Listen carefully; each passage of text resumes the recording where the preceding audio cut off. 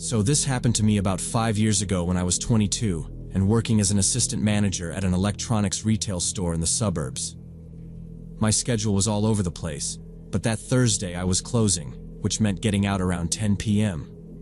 It felt like a pretty safe area, near houses, right off the highway, bright parking lot lights, and security that cruised through now and then. Store policy was that we walked each other out, so when we finished closing, I waited in the back hallway while the last sales guy grabbed his stuff. His car was out front by the restaurants.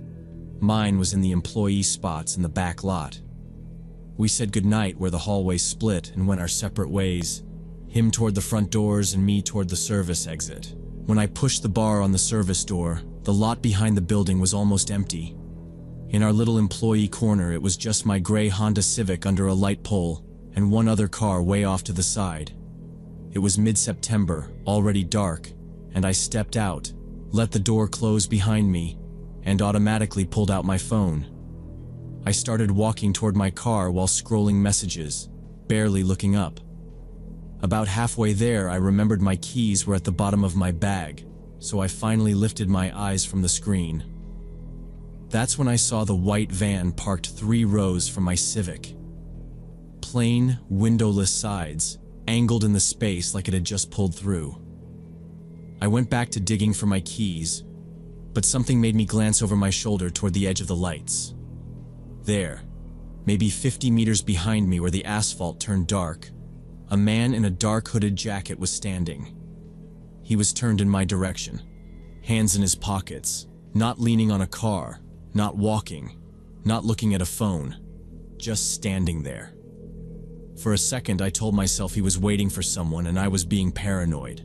Still, I hit the unlock button on my key fob from where I was and heard the locks click on my car.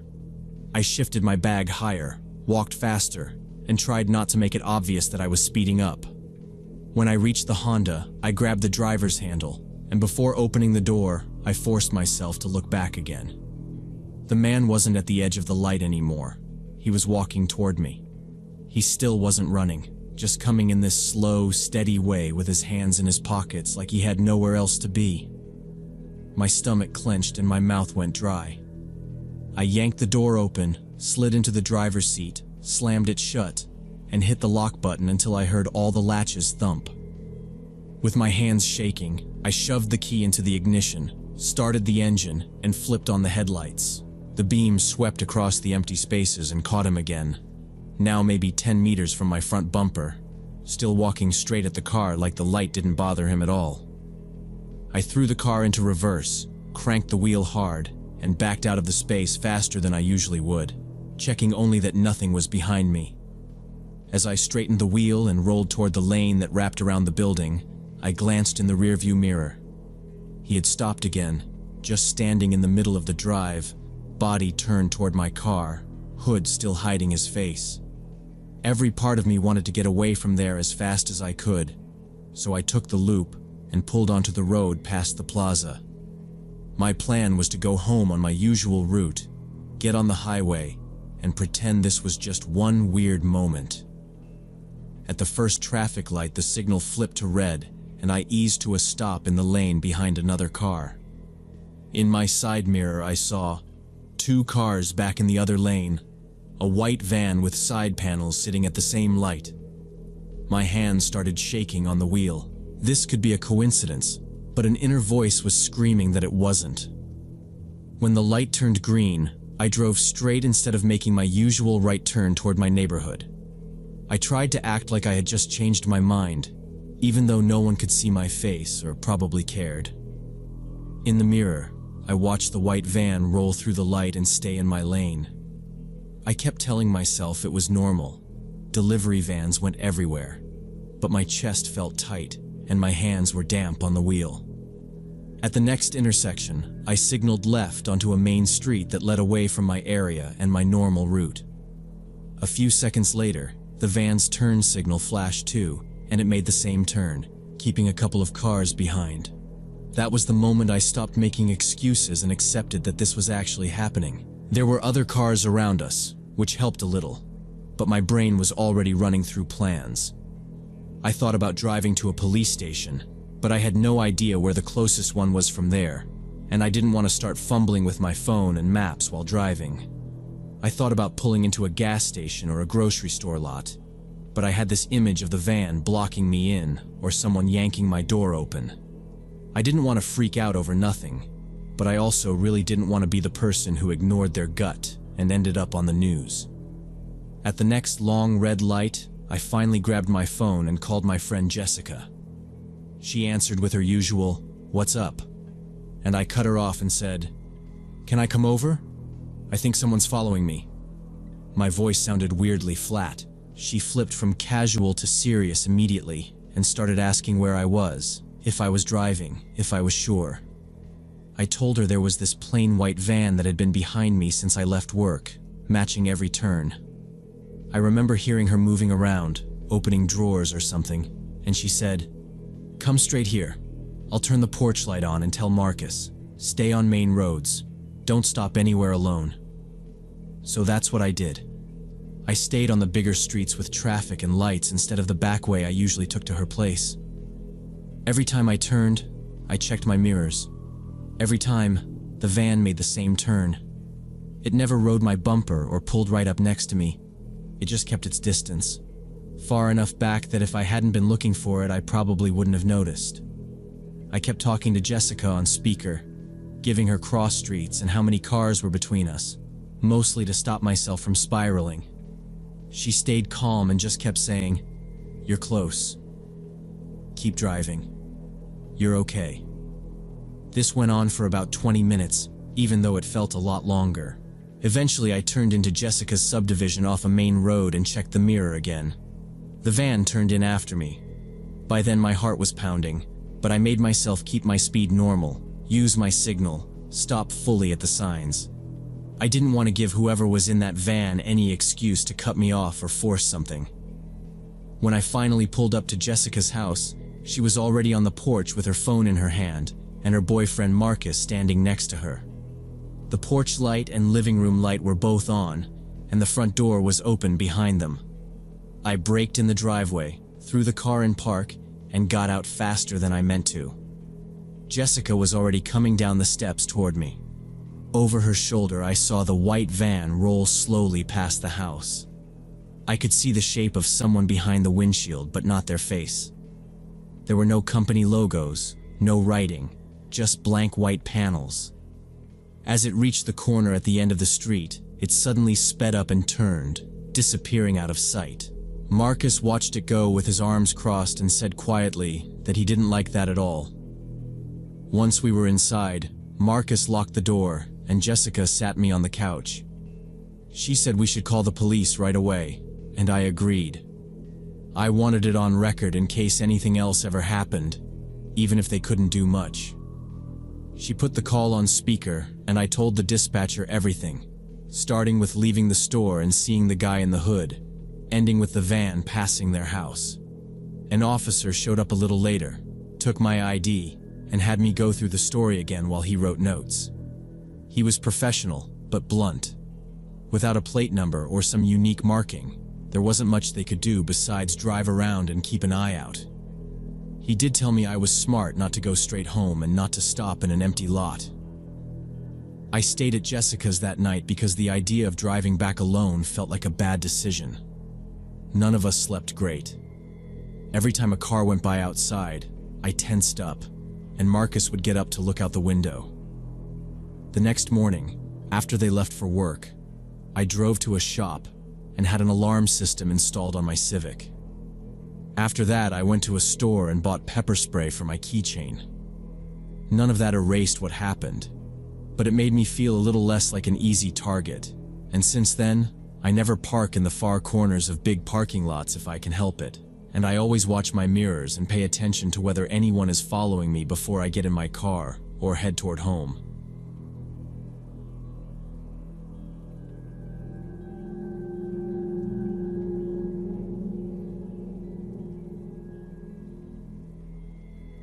It started with missed calls from an unknown number. 6 calls in one evening, no voicemails. I figured it was a wrong number or some auto-dialer glitch, so I muted my phone and kept watching TV while it lit up on the coffee table. The thing was how precise it was. For the next few nights, always between 9 and 11, the same number called over and over. Always when I was home alone in my apartment. No texts, no voicemail. On the third night I called back. It just rang and rang until it disconnected, so I blocked it. After that, the calls stopped for about a week, and I relaxed back into my normal routine. Then Saturday morning I walked down to the parking lot and froze. A long scratch ran along the entire driver's side of my car, from the headlight to the tail light, deep enough that white primer showed through the paint. It didn't look like a random scrape from someone parking badly. It looked like someone had dragged a key in a straight line on purpose. I took photos from every angle and went straight to the apartment office to ask about security cameras. The manager pulled up last night's footage on her monitor. The camera covering my row was old and pointed too high, so my car sat half in frame. Around 2 in the morning, a shape moved between the cars, but whoever it was stayed right in the blind spot. No face, no license plate, nothing clear enough for a report. She sighed and said it was probably kids messing around, told me I could file a vandalism notice for the record, and promised to request an extra camera for that corner, warning it would take a few weeks to install. 3 days after the scratch, I was working from home late, finishing a presentation with our corporate messenger open. The app shows green dots when people are online.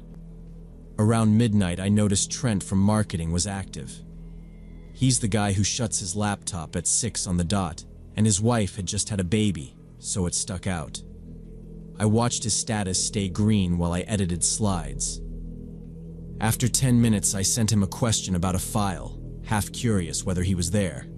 A minute later, his dot flipped to away, then offline, no reply. The next morning in the office kitchen, we were both waiting on the coffee machine, so I asked if he'd been working late. Trent frowned and said he hadn't opened his work laptop at home all week, that after 6, he was on baby duty. He joked about surviving on hours of sleep, but my stomach dropped. Whoever I'd seen online clearly wasn't him, and they'd gone offline the second I reached out. I forwarded the timestamps to IT with a note. 2 days later, admin Kyle called me back to say they'd found unauthorized access following my activity. Kyle explained that whoever it was had been logging in through accounts and opening the same files I did a few seconds later, like they were shadowing my work. The log showed the connection hopping between locations. The IP address kept changing so much they couldn't trace where it came from. They reset my credentials, forced password changes on my accounts, and turned on every kind of two-factor authentication they could. I went home that night feeling safer on my laptop, and less safe everywhere else.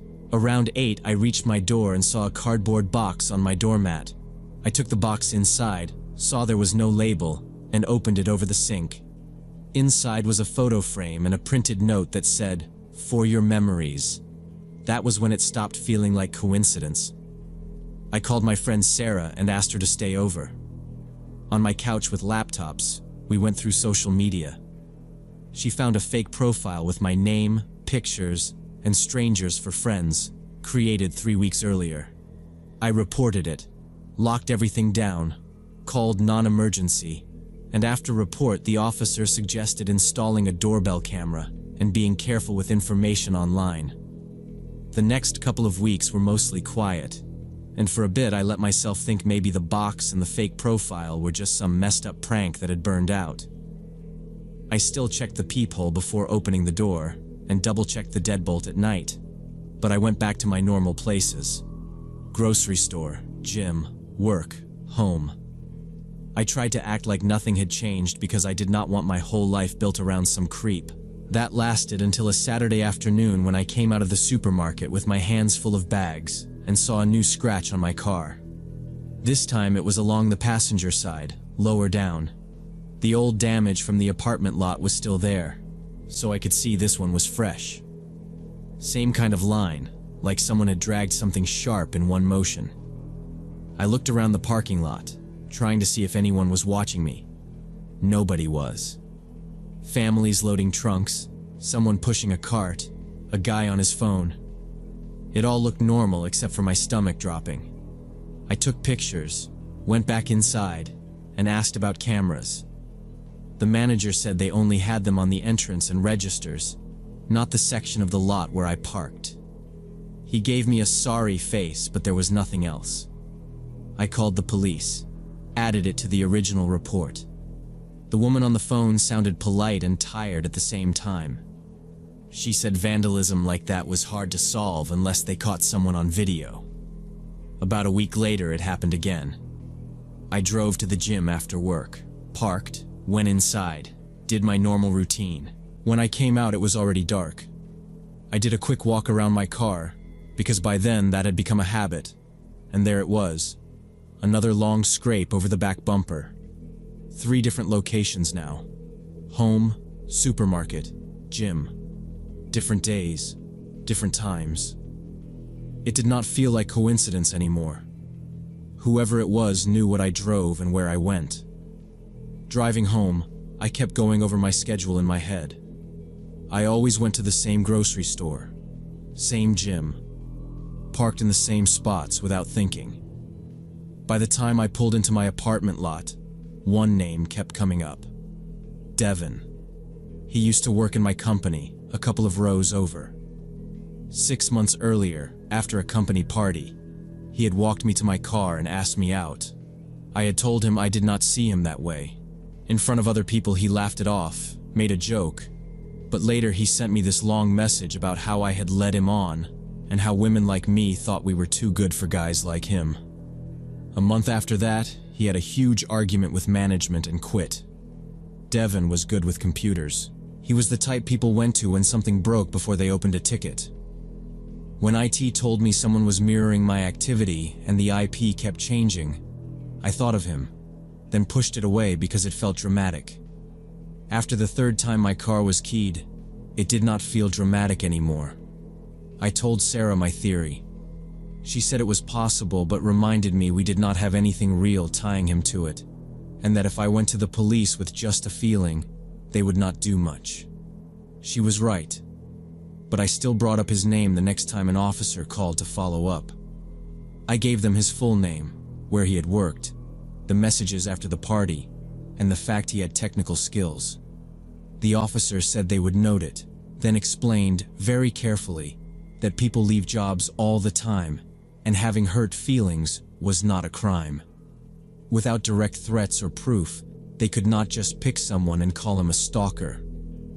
I understood what she was saying. It still did not help me sleep. After that, I changed my routines on purpose. Different grocery store, different gym nights, different parking spots. I stopped posting anything in real time. If I shared a photo, it was hours later. I asked a coworker to walk with me to my car when we stayed late. It helped a little, but every time I found a new scratch or caught someone glancing in my direction, my brain went straight back to Devin or some faceless guy who knew everything about me. 2 months later, I decided I was done trying to feel safe in that apartment. There had not been any new packages or weird calls, but I kept jumping at every noise in the hallway. I found a new place across town, signed the lease as fast as I could, and did not put in a forwarding address. I changed my phone number, updated all my passwords again, cleaned up my social media, and gave my new address only to work, my parents, and 2 close friends. At the office, I asked IT to check my account one more time. They said everything looked normal now. No strange activity, no shadow logins. The keyed car stopped. The random calls never came back. From the outside, it looked like the whole thing had just faded out, but I still had no proof of who it was, and that part did not fade with anything. Not knowing who was watching, not understanding why it started, and not being sure if it really ended or if he is just waiting. That is what I live with now. In the new apartment, I still walk around at night and push on every window to make sure it is locked. I still feel my pulse jump when an unfamiliar number shows up on my phone, even if it is just a doctor's office. I still pause in parking lots and look around before I step out of the car. My therapist says it is normal to be this on edge after what she calls prolonged stalking. Says my brain is stuck on high alert, and it might take years before I feel safe again. The police never caught anyone because every single thing that happened stayed just inside the line of what they could act on. Public places, vandalism, fake profiles, anonymous calls. But putting it all together, I know it was someone obsessed with me, someone who mapped out my life and got close enough to my door to leave a box there. And I have no idea if he knows where I live now, if he already found my new address, or if he is out there right now planning his next move.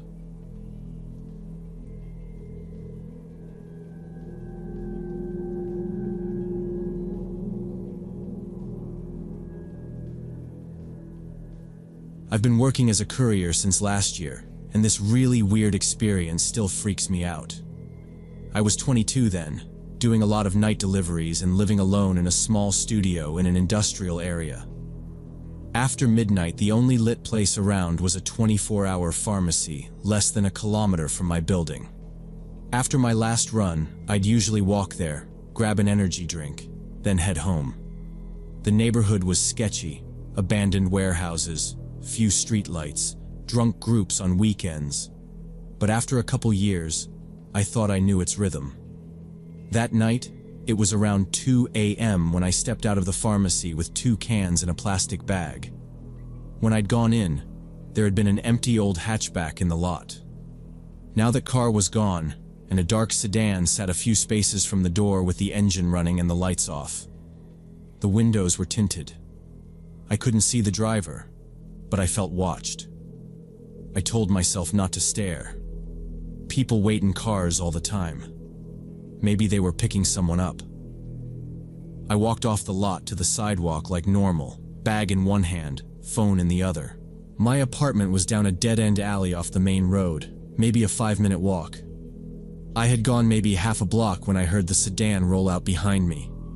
I waited for it to pass. It didn't. It stayed back, matching my speed, about 20 meters away. I glanced over my shoulder. Same car, same distance, nothing else on the road. I slowed down near a closed auto shop and pretended to check my phone. The sedan eased to a stop too. No turn signal, no window down, just idling. My chest tightened. I started walking again, a little faster. A few seconds later, I heard the engine pick up as it crawled forward to keep the gap the same. Right then, I made a decision. I was not leading this guy straight to the dead end where I lived.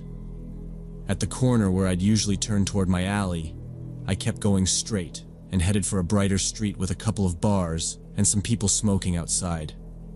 I heard the sedan speed up a bit. Then it turned behind me. Halfway down that street, I stopped under a street light and turned around like I just remembered something. The sedan stopped too, right in the lane. The driver didn't move. No phone glow, no cigarette, nothing. Just sitting there, facing me. We were far enough apart that I couldn't make out his face, but it felt like we were looking straight at each other. Running felt like it would just trigger a chase, and going home was out of the question. So I acted like I'd changed my mind and ducked into the closest bar. Inside was the usual late-night noise. I went to the counter, asked the bartender for a glass of water, said I'd just finished work. I took a small table near the front window where I could see the street. The sedan had moved to the curb directly across from the bar, still idling, still dark. I pretended to scroll my phone and watched it out of the corner of my eye. 5 minutes passed. 10. 15. The car didn't move an inch. My leg wouldn't stop bouncing. The bartender came over again, leaned on the table and asked, "You all right, man?" I almost told him, "That car's been following me," but then pictured the guy just driving off the second a patrol showed up. Technically, he wasn't doing anything. I didn't want to be the paranoid kid calling the cops on a parked car. So instead, I asked if they had a side exit because I wanted some air. He pointed toward a door by the bathrooms. I finished my water, waited a minute, then walked back like I was going to the restroom and slipped out the side door into a narrow alley. Out there it was quiet. I couldn't hear the engine anymore. I kept my head down and walked fast along the alley, then cut across a couple of back streets I knew from deliveries, taking the long way around. I avoided the main road and kept checking behind me. No sedan, no footsteps, nothing. After a few turns, my shoulders finally dropped a little. I started thinking maybe I'd been overreacting and the guy had just left. After about 10 minutes of cutting through the residential block, I reached the end of a side street that connects to my block from the other direction. I eased up to the corner and looked toward my alley. The same dark sedan was crawling past the mouth of it, moving so slow it was barely rolling, like the driver was studying each doorway. I ducked back into the shadow of a doorway and peeked out. The car reached the end of the street, paused for a second, then made a slow, careful turn and started back the other way, the driver's head turning slightly as he looked from side to side. The driver was clearly searching for me methodically, driving down every street. I quickly turned back from the corner and walked away, keeping buildings between me and the street while I pulled out my phone. My hands were shaking. Walking home felt stupid. If this guy was circling the block like that, he was serious. I opened the taxi app and ordered a car to a random nearby building, not my actual address. While I waited, I stood in that building's entrance like I lived there and watched the intersection. A minute later, the dark sedan rolled past again, barely moving. It slowed exactly where I would have come out on my normal route. Under the streetlight, I saw the driver, middle-aged, wearing a cap, plain face, eyes straight ahead, completely calm. The app said the taxi would take about 10 minutes. I stayed in the doorway, listening for that engine and refusing to step out. At one point, I noticed I was squeezing my keys between my fingers and forced myself to stop. When the notification finally buzzed, I checked the plate from the doorway and only then went out. The taxi was an older hatchback with a tired-looking driver. I got in fast, locked the door, and told him it had been a long shift. I gave my street but asked him to drop me 2 houses down. On the way there, I kept checking the rear window, but no dark car followed us or turned when we turned. When we reached my block, there was no dark car. The driver stopped 2 houses past my entrance. I paid, got out, checked directions, and saw nothing.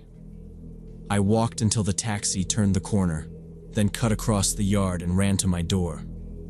Inside, I hurried up to the 3rd floor, locked my apartment, checked the lock again, and finally let myself breathe. For the next few nights, I didn't go out. I ordered everything in and skipped my usual pharmacy runs. It felt paranoid, but thinking about that sedan on my street made my chest tighten. After a week, I told myself I had to act normal and decided to go back there, but during the day. One afternoon after work, I went into the pharmacy and the same cashier was there. While she rang me up, I asked if they got many customers late at night. She stared at me and said a man had come in about a week earlier, asking about a tall guy in a black jacket who came there at night. She said he hadn't known my name but had described me exactly and said I seemed local. He'd asked if I came at the same time and if I always walked. She told him she couldn't share anything and acted confused, and he just thanked her and left. That hit me harder than seeing his car. It meant he'd been tracking my habits. On the way home, I stayed on busy streets and watched every parked sedan. That night, I moved my table so I could watch the street without standing right in front of the window. I never went back to that pharmacy after dark and stopped using the dead-end alley unless I had no choice. I picked up habits like circling the block if a car stayed behind me, or slowing before my turn to see who followed. It's been a while, and I haven't seen that same sedan again, but any dark car that slows near me still makes my whole body tense, and not knowing what that man wanted from some random courier is what scares me most.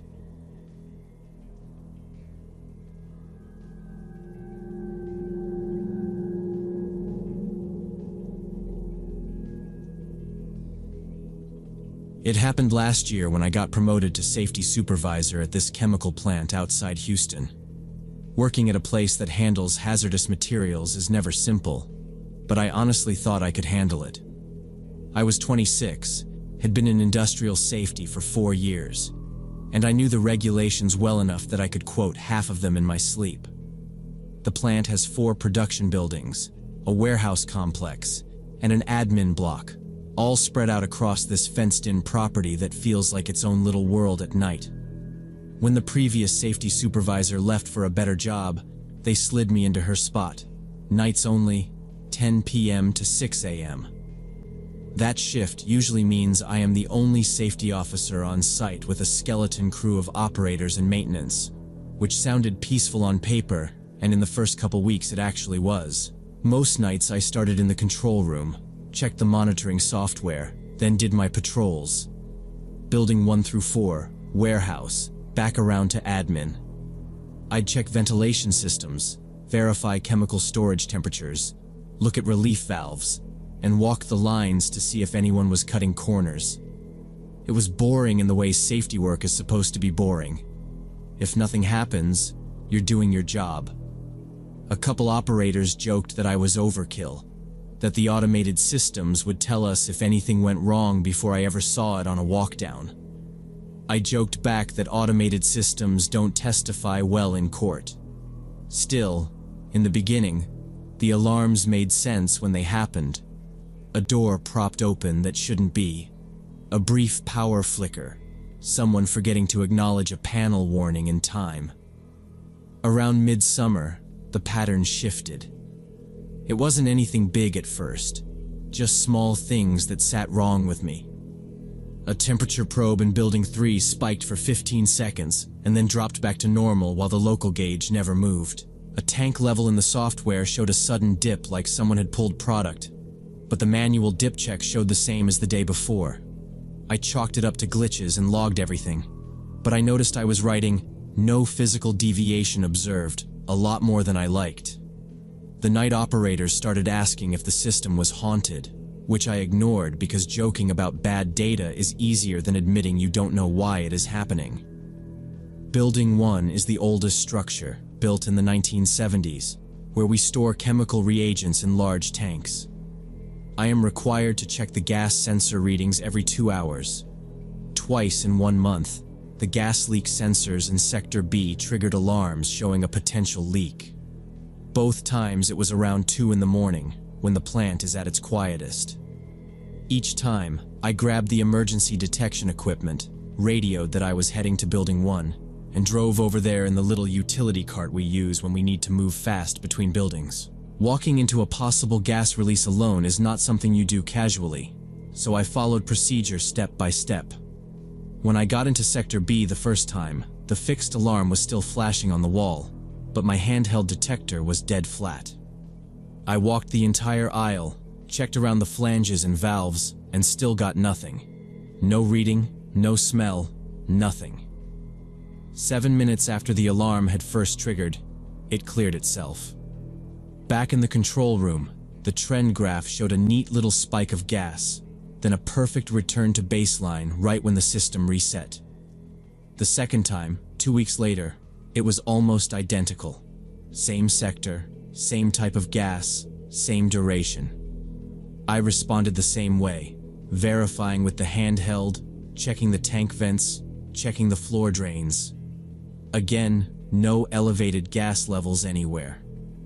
What bothered me most was that the system would automatically reset exactly 7 minutes after the alarm triggered, as if someone manually shut it off on a timer. But the access log for the Building 1 control substation showed no one had badged into that room during those times.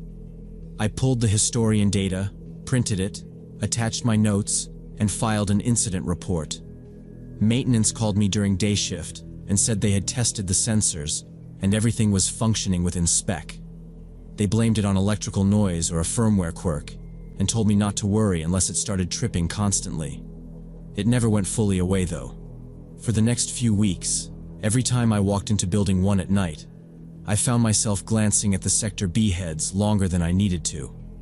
Building 2 was constructed in 2019, and it houses our main production lines. I know a lot of the workers there, including Thomas, a packaging line operator who has been on nights almost as long as I have. Last week, Thomas reported strange sounds coming from the East Wing. He came into the control room around midnight, looked embarrassed, and said, "Rachel, I know this sounds stupid, but is someone running Line 5? Line 5 had been shut down for scheduled maintenance, fully locked out and tagged. According to the schedule, no one should have been near it. He told me he could hear machinery running on Line 5, that specific rumble of the main drive and the clack of the conveyor, even though he was the only one on that side of the floor. When I went to investigate, the sounds had stopped. The East Wing was quiet, except for the low hum from the lines that were actually running. I checked the area, walked beside the idle conveyor, and put my hand on some of the guarding out of habit. Everything felt cold. I thought maybe it was acoustic echo from the adjacent lines that were still operating. But Thomas stood there shaking his head, saying he knew the startup sequence of Conveyor 5, and that was exactly what he had heard. Back in the electrical room, I checked the panel myself. Line 5 was definitely powered down, every breaker in the off position, the lockout tags in place with maintenance's initials and dates written on them. 2 other workers on different nights mentioned hearing the same thing in the East Wing, like Line 5 cycling through its startup, even though it was shut down. I noted each report in the logbook, checked the tag-out documentation again, and walked back to the panel to make sure nothing had been touched since my last round, my eyes going back over every locked handle and hanging red tag. Building 3 is across the street from the main complex, and I absolutely hate going there alone now. It's newer than Building 1 but feels more isolated, like it was tacked on later.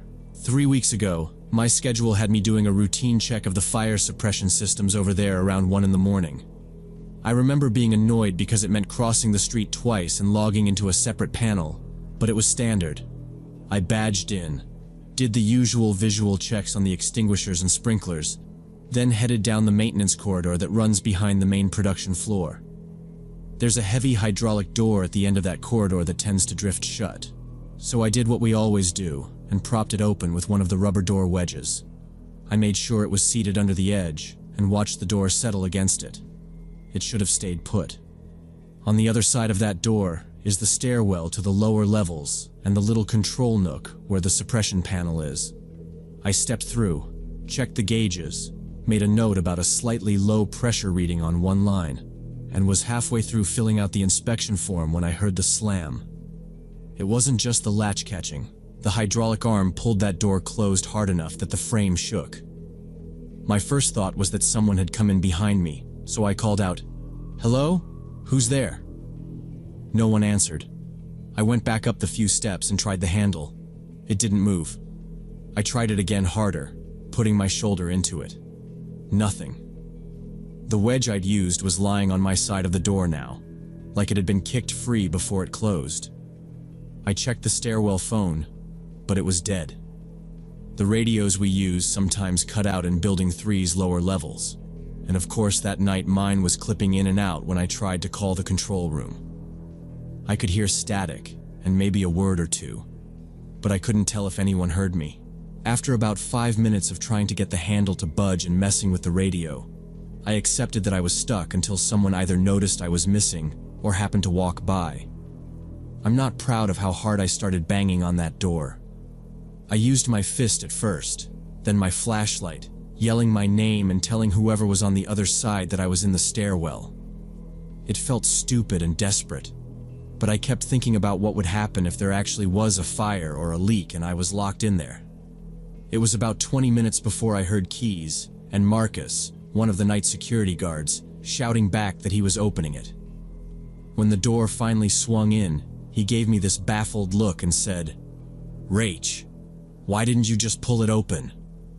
From his side, there had been no resistance at all.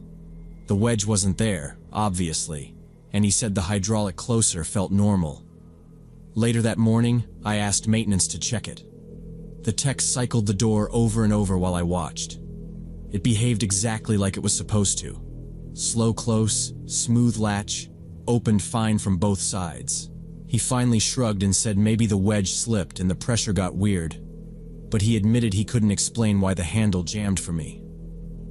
Ever since then, I've felt uneasy about Building 3, especially the lower levels in that stairwell.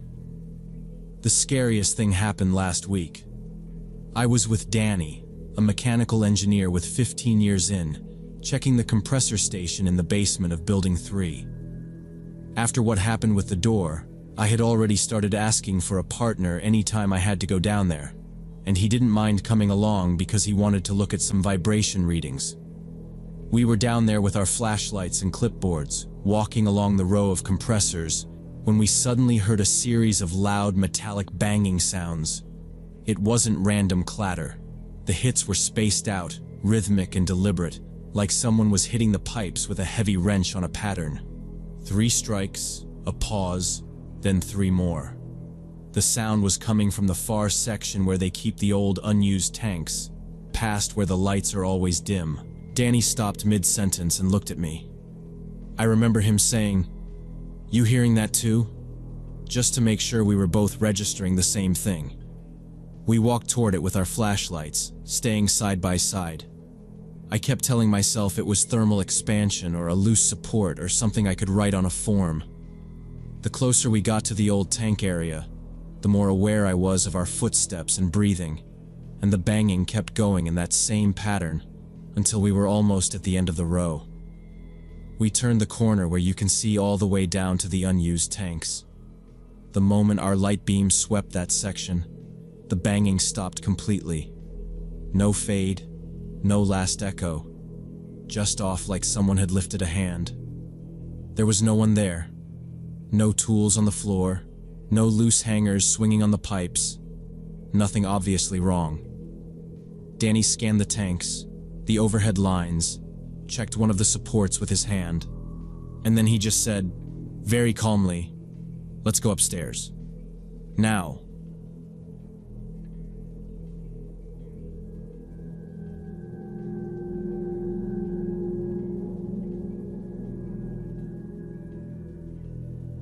During my senior year, I worked as a night librarian at the university library 3 times a week. My shift ran from midnight to 6 in the morning when the library was only open to students with passes, and honestly, I liked that setup.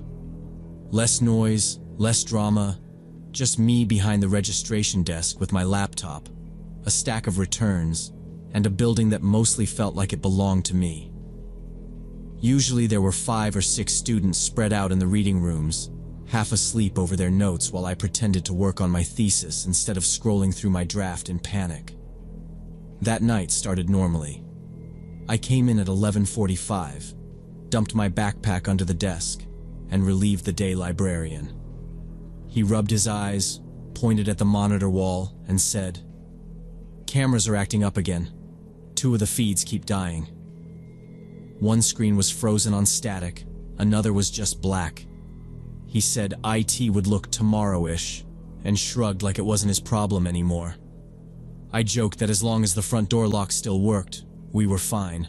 He laughed, signed out, and left me alone with the monitors and the humming lights.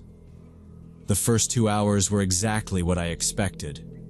I checked a couple of student IDs at the door, answered one question about where the bathroom was, as if it wasn't in the same place it had been for 100 years, and then sat back down to stare at the same sentence of my thesis until my eyes burned. Every so often I glanced up at the cameras. The bad feeds flickered or froze, but the rest showed the normal stuff.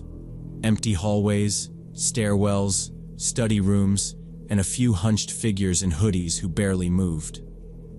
Around 3 in the morning, I did my scheduled walkthrough. I locked my computer, grabbed the keyring and the clipboard, and took the usual loop through the reading rooms. In the first room, 2 guys in sweatshirts were whispering over a laptop.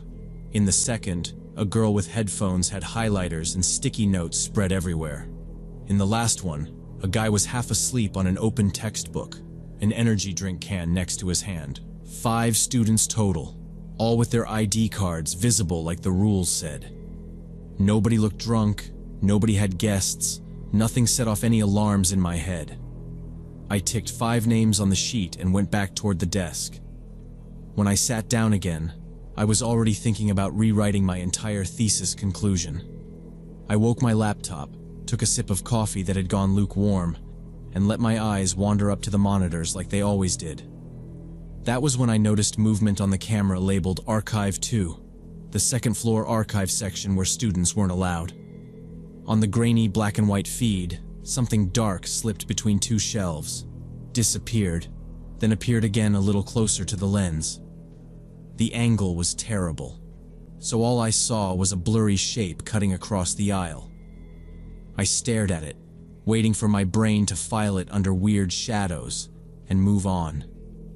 Instead, the shape moved again, then stopped.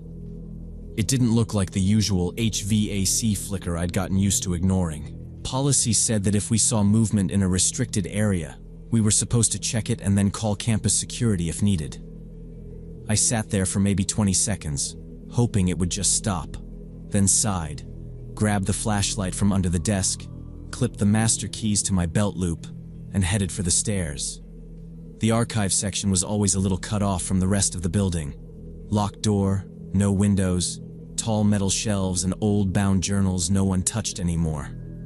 I unlocked the service door, stepped inside, and hit the light switch. The fluorescent strips came on in pieces, 1 row at a time, until the aisles were washed in that flat, ugly light that leaves pockets of shadow no matter what you do. "Hello?" I called out, because the training said you announce yourself first in case someone's just lost. No answer, just the soft hum of the lights. I walked down the central aisle, sweeping the flashlight even though the overhead lights were on. I checked between shelves, looked for an open door, a backpack on the floor, anything that would explain the movement on the screen. Nothing. Everything looked exactly how it always looked. Dusty, cramped, boring. For a second I felt stupid for coming up alone instead of radioing security. But blowing off the camera would have been worse if it turned out there really was someone up here. I turned back toward the exit, already planning to tell security it was probably just a glitch. That was when I heard it. A quiet scraping sound somewhere behind me. Metal sliding against metal like someone nudging one of the rolling shelves. I froze. The sound came again. A short drag, and then a soft thud, further down the row.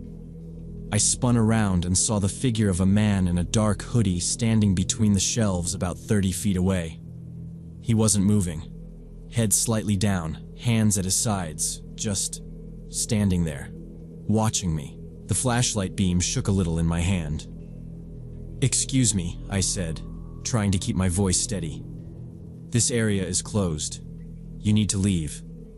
He didn't answer. He took 1 slow step forward, and that's when I saw his hands were clenched into fists. Something in my stomach dropped. All the boring slides from the mandatory safety workshop suddenly felt very real. Keep distance. Keep an exit behind you. Don't escalate. I started backing toward the stairwell door, 1 small step at a time, keeping my eyes on him and refusing to turn my back. "Okay," I said, forcing my voice not to shake. "I'm calling campus security." I pulled my phone out of my pocket, trying not to fumble it. The man suddenly lunged forward, breaking into a full sprint straight at me. Instinct took over. I turned and ran for the stairs, dialing security as I moved. I could hear his footsteps behind me and his heavy breathing getting closer, that rough, uneven kind of breath people have when they're running angry, not scared.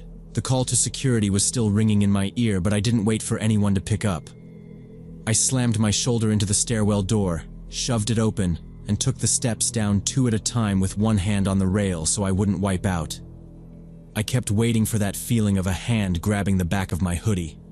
Instead, I just heard his shoes hammering on the concrete behind me. I yelled into the phone, not even sure if anyone was there. "Archive section, 2nd floor.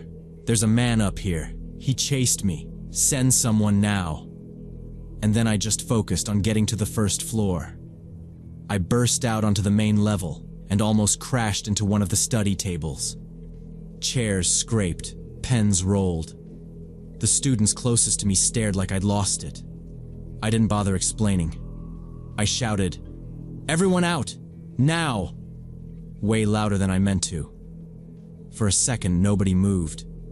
Then 3 of them, the ones sitting closest to the main aisle, jumped up, grabbed their bags without even closing them, and bolted for the front doors. One of the other 2 stammered, asking what was happening, but I just pointed and snapped, "Go! Just go!" That was enough. They followed the others at a run, shoes slapping on the floor, one of them looking back over his shoulder like he expected someone to be right behind him. As they took off, I grabbed the fire extinguisher off the wall and yanked it out of its bracket. It was heavier than I expected, and my hands were shaking so bad I almost dropped it. But I got a grip and hauled it in front of me like a shield. Every instinct I had was telling me to run with the students and get out too.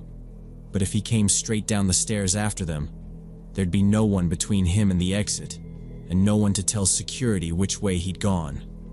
So I moved a few steps back from the stairwell door, planted my feet, and held the extinguisher with both hands, finger close to the pin, eyes locked on the landing. He appeared there a second later, halfway down, and stopped. One hand on the railing, hood still up, just staring at me. We stood like that, both breathing hard, not saying anything. I finally managed, "Security is on the way. Don't come down here. It's over." My voice cracked, but I didn't move. He didn't answer. His chest was going up and down fast, and I saw his fists clench and unclench at his sides like he was arguing with himself. Somewhere outside, I caught the faint sound of sirens starting up, and that was the first moment it really hit me that someone might actually show up in time. I edged backward toward the front desk so I'd have more room to move if he rushed me. He watched me, then suddenly turned, spun around, and ran back up the stairs out of sight. I didn't chase him. I just stood there with the extinguisher raised, listening to doors thudding upstairs and my own heartbeat, until the front doors slammed open. 2 campus security officers came in fast, radios already in their hands. "Where is he?" one of them asked. "Upstairs, archives. He just ran," I said, pointing toward the stairwell, tripping over my words. They didn't wait for more. One took the stairs, the other cut down the side corridor toward the loading dock and back exit, talking into his radio as he went. I followed the one going down the corridor, staying back because I didn't want to be alone again. A few seconds later, I heard someone ahead shout, "Hey, stop!" And then the metal door to the dock slammed against the wall. When I reached the end of the hallway, they had him on the ground near the back exit, one officer on his shoulders, the other pulling his hands behind his back to cuff him while he kept yelling that he wasn't doing anything, and that I'd exaggerated. They searched him right there, then took his wallet and pulled out a worn student ID. Later, in the security office, they told me he was a former student who'd been expelled 2 years earlier for assaulting a classmate in the dorms, and that he wasn't even allowed on campus anymore. He'd crawled through a ventilation shaft near the upstairs service hallway to get into the building earlier that evening, and had been hiding in the archive section for hours before I ever saw him on the camera. They found duct tape and a knife in his backpack when they went through it in front of me and the head of security, laid out on the desk in a neat line like evidence on a TV show. I still don't really know what he was planning, and nobody ever sat me down with a detailed explanation. But the campus psychologist I talked to once afterward said he was probably looking for victims among the girls who studied late at night, because we'd be tired, isolated, and less likely to make a scene. After that night, they did a full security overhaul. New cameras, alarms on the restricted doors, more patrols, and a rule that night shifts were always done in pairs, so nobody would be stuck alone like I was. I finished college that spring and moved to another city, and I've turned down every job that mentions overnights or late shifts since. Any unexpected sound in a dark hallway or parking garage makes me flinch and check over my shoulder. And I catch myself locating exits the second I walk into a room without even thinking about it. The university mailed me a formal letter thanking me for my quick response under pressure and offering counseling. But I said I was fine and skipped it because I just wanted distance from all of it. Sometimes I wonder if he was specifically waiting for me that night, or if I was just the first person who wandered into the wrong place at the wrong time. And I try not to think about what would have happened if security hadn't arrived so fast.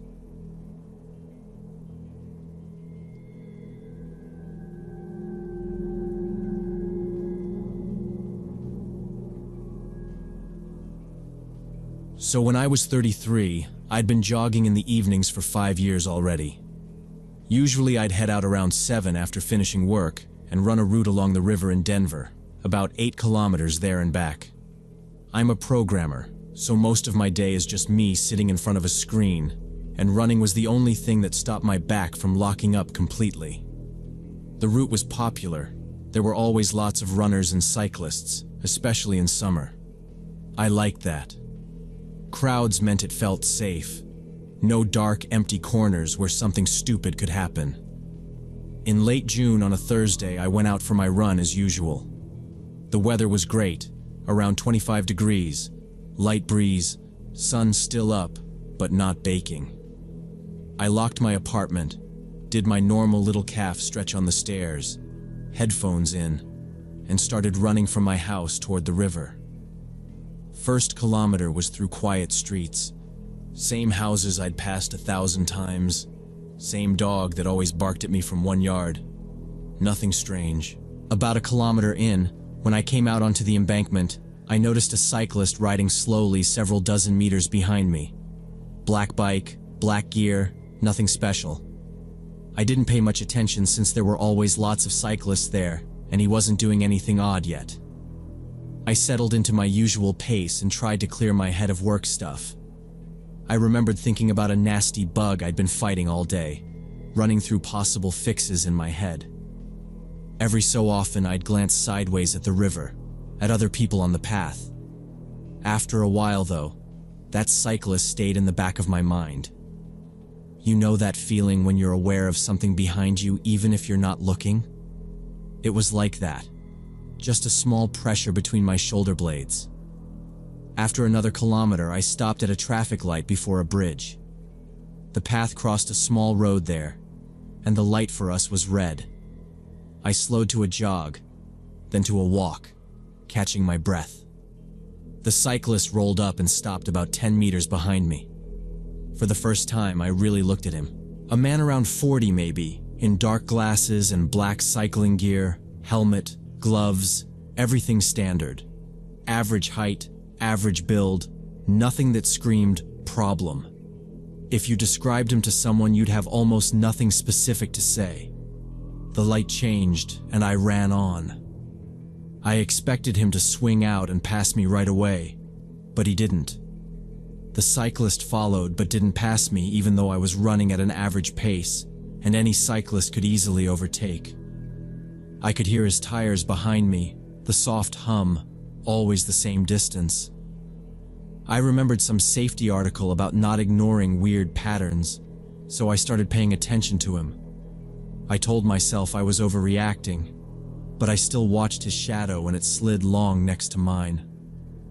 A few minutes later, I deliberately slowed down, pretending to be tired. I even put my hands on my hips for a second like I was catching my breath. The cyclist also slowed down, staying at the same distance. No phone out, no obvious reason. I sped up and he sped up. Kept that 10, maybe 15-meter gap like it was on rails. My heart started pounding faster than it should have for that speed. This was weird, and now I couldn't explain it away. I decided to test my suspicions and sharply turned onto a side trail that led into a small park. I'd been on it before. It wound between some trees and playground equipment, then looped back to the river. The cyclist followed me. I heard the change in sound as his tires left the smooth path and hit the rougher asphalt. The trail was narrow, and cyclists don't usually ride on it because of kids and dogs. No one else turned with us. I ran faster, weaving between trees and benches, not full sprint but close. My shoes slapped harder than I liked. My breathing got loud in my own ears. Looking back, I saw he was still following me, even though riding a bike on this trail was awkward. He had to slow for tight corners, steer around a trash can, but he still stayed behind me, not losing ground, not calling out anything like "on your left." Panic was rising. Panic was not the dramatic movie kind, just this cold, clear thought. Okay, this is now definitely not normal. I cut the loop short, took the first turn that led back toward the embankment where there were more people. Kids' voices, someone's speaker playing music, distant traffic. I forced my pace down a little so I didn't look like I was fleeing something. I ran back out onto the embankment. A couple with a stroller passed, 2 teenagers on scooters, another runner. Seeing them calmed me just a bit. The cyclist appeared a few seconds later, bumping off the curb back onto the main path. He didn't veer off or pretend it was coincidence. He just corrected his line and settled at almost the same distance again. That was the point where I decided I needed to deal with it directly. Running around hoping he'd get bored wasn't working. I stopped and turned to face him, planting my feet, planning to ask why he was following me, and maybe film him if he did anything. My phone was in the belt pocket at my waist. I was already aware of the weight of it, but he just stopped about 15 meters away, silently staring at me through dark glasses. Didn't say a word, didn't come closer. I shouted, asking what he wanted, loud enough that a couple people turned their heads. He didn't answer, just stood there holding his bike handlebars. I saw a group of runners nearby, about 5 people moving in my direction. They were spread out across the path, talking, not pushing hard, the kind of pace where people are clearly not doing serious training. I didn't think it through for long. I just turned away from the cyclist, jogged straight toward them, and lifted my hand a little like I was trying to flag down a cab. One of them, a guy in a red shirt, slowed first and gave me that quick once-over people do when they're checking if you're hurt. "Hey, sorry," I said, more out of breath from nerves than from the run. "Can I run with you guys for a bit? That guy on the bike back there has been following me for like 15 minutes. I thumbed over my shoulder as I said it. Saying it out loud made me feel a little stupid, like I was some paranoid weirdo, but I didn't know how else to frame it. They all looked past me. The guy in red frowned. A woman in a gray tank squinted and asked, "Which one?" I turned too. The cyclist was still there on the path, facing us. But as soon as he saw me talking with the group, he pushed off, rolled forward a few meters, then did this slow U-turn and started riding the other direction, like he'd just remembered somewhere else he needed to be. He was closer, I said, hearing how defensive I sounded. Right behind me. He followed me into the park. He wouldn't pass or say anything. The guy in red shrugged, not like he didn't believe me, more like he just didn't know what to do with that information. "Yeah, that's weird," he said. "Run with us. Strength in numbers, right?" One of the others made a short, awkward laugh at that, but nobody argued. We fell into pace together. It felt strange to be in a tight little pack when I usually ran alone, but having other footsteps around me actually helped. Every couple of minutes I glanced back even though I'd watched the cyclist ride away. Each time, I only saw normal stuff. Other runners, some guy with a dog, an older couple walking. No black bike, no dark glasses. After a few minutes I told them the whole story. How he'd matched my speed. How he'd followed me onto the side trail even though it was narrow. How he'd stopped when I stopped and just stared at me. One of the women muttered that it was creepy as hell. Another guy said maybe he'd just been zoning out and using me as a pacer. But even he admitted following into the park was off. When we got close to where my route usually ended, they offered to walk me home if I was worried. I didn't pretend to be fine. I said yes. We ran together for about 2 kilometers until we reached the turnoff toward my neighborhood. The group naturally slowed, and we shifted down to a walk. I kept looking back down the path. Every time, I half expected to see that black shape appear again in the distance, but the embankment behind us stayed normal. We reached my street, and they came with me all the way to my building. I thanked them probably 3 times each. I felt awkward and overly dramatic, but I honestly was relieved not to be alone. At the entrance, I turned around one more time, scanning the block, the intersection, the bit of river path I could still see between buildings. The cyclist wasn't visible. No bikes at all, just a delivery van and some parked cars. I went into my building entrance, let the door close behind me, and listened for a second to make sure no one tried to slip in after me. That evening, I couldn't calm down. I kept replaying the whole run in my head, trying to find a normal explanation that didn't make me feel like a target. I checked the locks on my door twice, then a 3rd time before bed. The next day, I still needed the exercise, but I forced myself to change the routine. I went for a run in the afternoon at 3, when there were even more people on the embankment, parents with strollers, students, office workers cutting through. I picked a slightly different route at first, then merged back onto the river path. I watched every cyclist more than usual, checked their clothes, their bikes, their faces, even though I knew the dark glasses would make it hard to be sure if it was him. The cyclist wasn't there.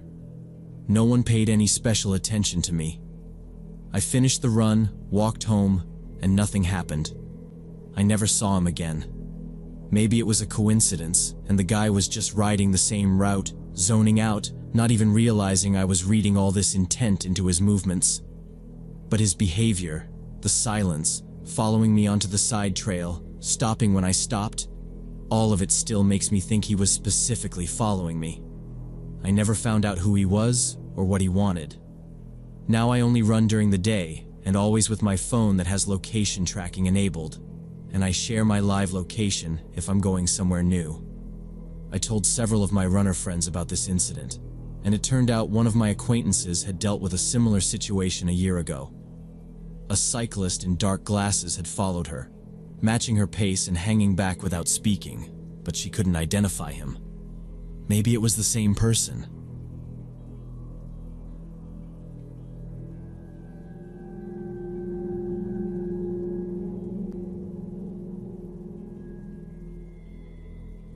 About 3 years back, I rented a small house on the outskirts of town and lived alone. The houses out there all stood separate with their own small yards, so it was quiet most of the time. I worked remotely, so most days it was just me, my laptop on the kitchen table, and whatever podcast I had playing. The neighbors were polite, but distant. We waved, made small talk about the weather, then went back inside our own boxes. My favorite part of the house was the little veranda out front with an old rocking chair and a small table where the mailman left my stuff. Mail went into a metal box by the door, but bigger things got dropped right on the veranda. I got used to opening the door and finding Amazon boxes or the occasional package from my parents. One morning in June, I came back from a short run, sweaty and out of breath, reached the top step, and saw a plastic supermarket bag right in front of the door. It was tied in a tight knot. No store receipt taped to it, no delivery label. I didn't remember ordering anything that would come like that. I carried it inside anyway and set it on the table. For a second, I just looked at it, feeling stupid for hesitating over a grocery bag. Then I untied the knot. Inside were 3 gardening magazines and a small folded card. The magazines were brand new, glossy, all about small vegetable gardens and backyard beds. The handwriting on the card was neat and plain. I hope you like it. No name, no return address, nothing that made it less weird. At first I told myself it had to be a mistake. Maybe some neighbor ordered them as a gift for someone else, and the delivery guy mixed up the houses. I checked the bag again for any scrap with an address, found nothing, and finally just put the magazines on the counter. The only thing that bothered me was how close they were to my own plans. I'd been Googling how to start a small garden on my back lot, saving pictures of raised beds. I hadn't told anyone yet. It was just something living in my browser tabs. I tried to forget about it. 4 days later, I went out to grab a grocery bag from my car and almost stepped on another supermarket bag on the veranda. Same store logo, same tight knot. This one was heavier. I already knew it was meant for me, and my stomach did this slow little drop. Inside were 10 neatly stacked seed packets, tomatoes, cucumbers, herbs, salad greens. Another card on top, for your garden. Same handwriting, still no name. Now it wasn't a delivery error. Somebody was doing this on purpose. I walked over to my neighbor on the right, an older woman who spent a lot of time working on her flowers. I held up one of the seed packets. Hey, this is random, but did you maybe leave some gardening stuff on my porch and they mixed up the houses? She shook her head right away. No, sweetheart, not me, she said, then smiled. Sounds like you've got a fan. I laughed it off, told her it was probably some promo thing, and went back home, but it nagged at me. That evening I went through my email and bank app, making sure I hadn't accidentally signed up for some subscription box or clicked on an ad. Nothing. I live alone. I don't talk to coworkers about my yard, and I hadn't posted about gardening anywhere online. Whoever was leaving this either guessed extremely well or knew more about what I was doing than made sense. About a week later, a third bag appeared. By then, I'd started glancing out at the veranda whenever I walked past the window, more out of habit than anything. It showed up mid-morning while I was between meetings. Same bag, same knot. Inside were gardening gloves in a size that fit me, a small hand trowel, and a bundle of little white plant markers. The card said, "Everything you need is already with you." That line flipped the feeling from odd to wrong. It read less like a gift and more like commentary on my life. Like the person writing it believed they understood me. The gloves and tool were exactly what I'd been planning to buy next, which just made my skin crawl. I hadn't bought anything yet. Those plans existed only in my head and in a couple of saved links. After that, I couldn't leave the house without scanning the street. When I stepped onto the veranda, I'd look at the parked cars, checking if anyone was sitting inside, at the closed curtains across from me. Nothing jumped out. Nobody stared. The street looked normal, but it didn't feel normal anymore. I started locking the door, even if I was just taking the trash out. I also started checking the veranda constantly, opening the door or peeking through the front window every hour to see if anything new had shown up. One afternoon, that habit was the only reason I saw anything. I happened to walk past the front window and caught movement on the path. A person in a hoodie walking quickly up to my veranda, hood up, head down, one hand gripping a plastic bag against their leg. My heart jumped into my throat as I stepped back from the glass, then edged forward just enough to see them pause at the top of the steps, turn toward my door, and set another bag down. I reacted without thinking. I yanked the door open and ran onto the veranda, but by the time I cleared it, the person was already turning the corner of the house. I shouted, "Hey!" and sprinted after them, rounded the corner, and saw only the empty sidewalk and few parked cars. No doors, no footsteps. Whoever it was had moved faster than I could react. I stood there for a moment, feeling stupid, then went back to the veranda and picked up the new bag. Hands were shaking. Inside were garden decorations, 2 little gnomes, some solar lights, artificial flowers. The card on top said, "Soon you will start." No name, same careful handwriting. It felt less like a present and more like instructions. All afternoon I went back and forth about calling the police. On paper, nothing bad was happening. Someone was dropping off gifts. But the fact that they knew my plans, when I'd never talked about them out loud, made skin crawl. I even dialed the non-emergency number and hung up before it rang, already hearing them say there was nothing to report yet, except maybe install a camera. So I bought one. The next morning I picked up a wireless camera, mounted it above the veranda, and pointed it straight at the steps and door. I tested it a couple times, watching myself appear on the phone screen. Having the camera running didn't make me relax, but at least I knew there would be video if they came back. 3 days went by with nothing. On the fourth day, my phone buzzed during a meeting. Motion detected. I muted my mic, opened the app, and watched the live feed.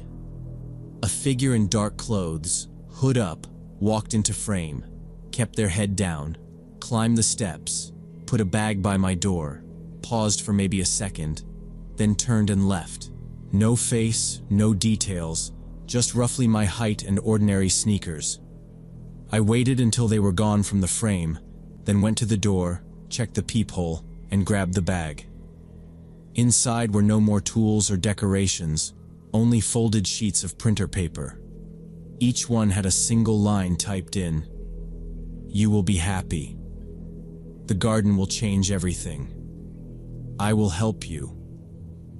Nothing about it was technically a threat, but the tone felt pushy and possessive, like they'd already decided what my life should look like. At that point, my lease had about 2 months left. Until then, I'd planned to stay and decide later, but reading those notes killed that plan in one afternoon. I pictured this person sitting in a parked car or watching from a window, waiting for me to start, like they'd written.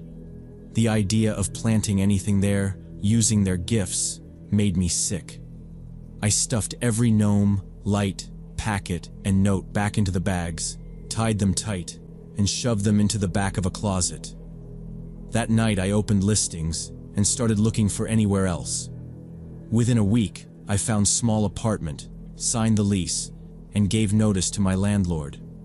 When he asked why I was leaving early, I said I needed to be closer to the city for work. It was true, just not the whole reason. I didn't mention the packages or the camera. I didn't want to hear someone else say it out loud. After I moved, everything stopped. I never learned who it was. The mix of secrecy and control scared me more than any open threat. Maybe a neighbor, maybe someone online watching me quietly somewhere.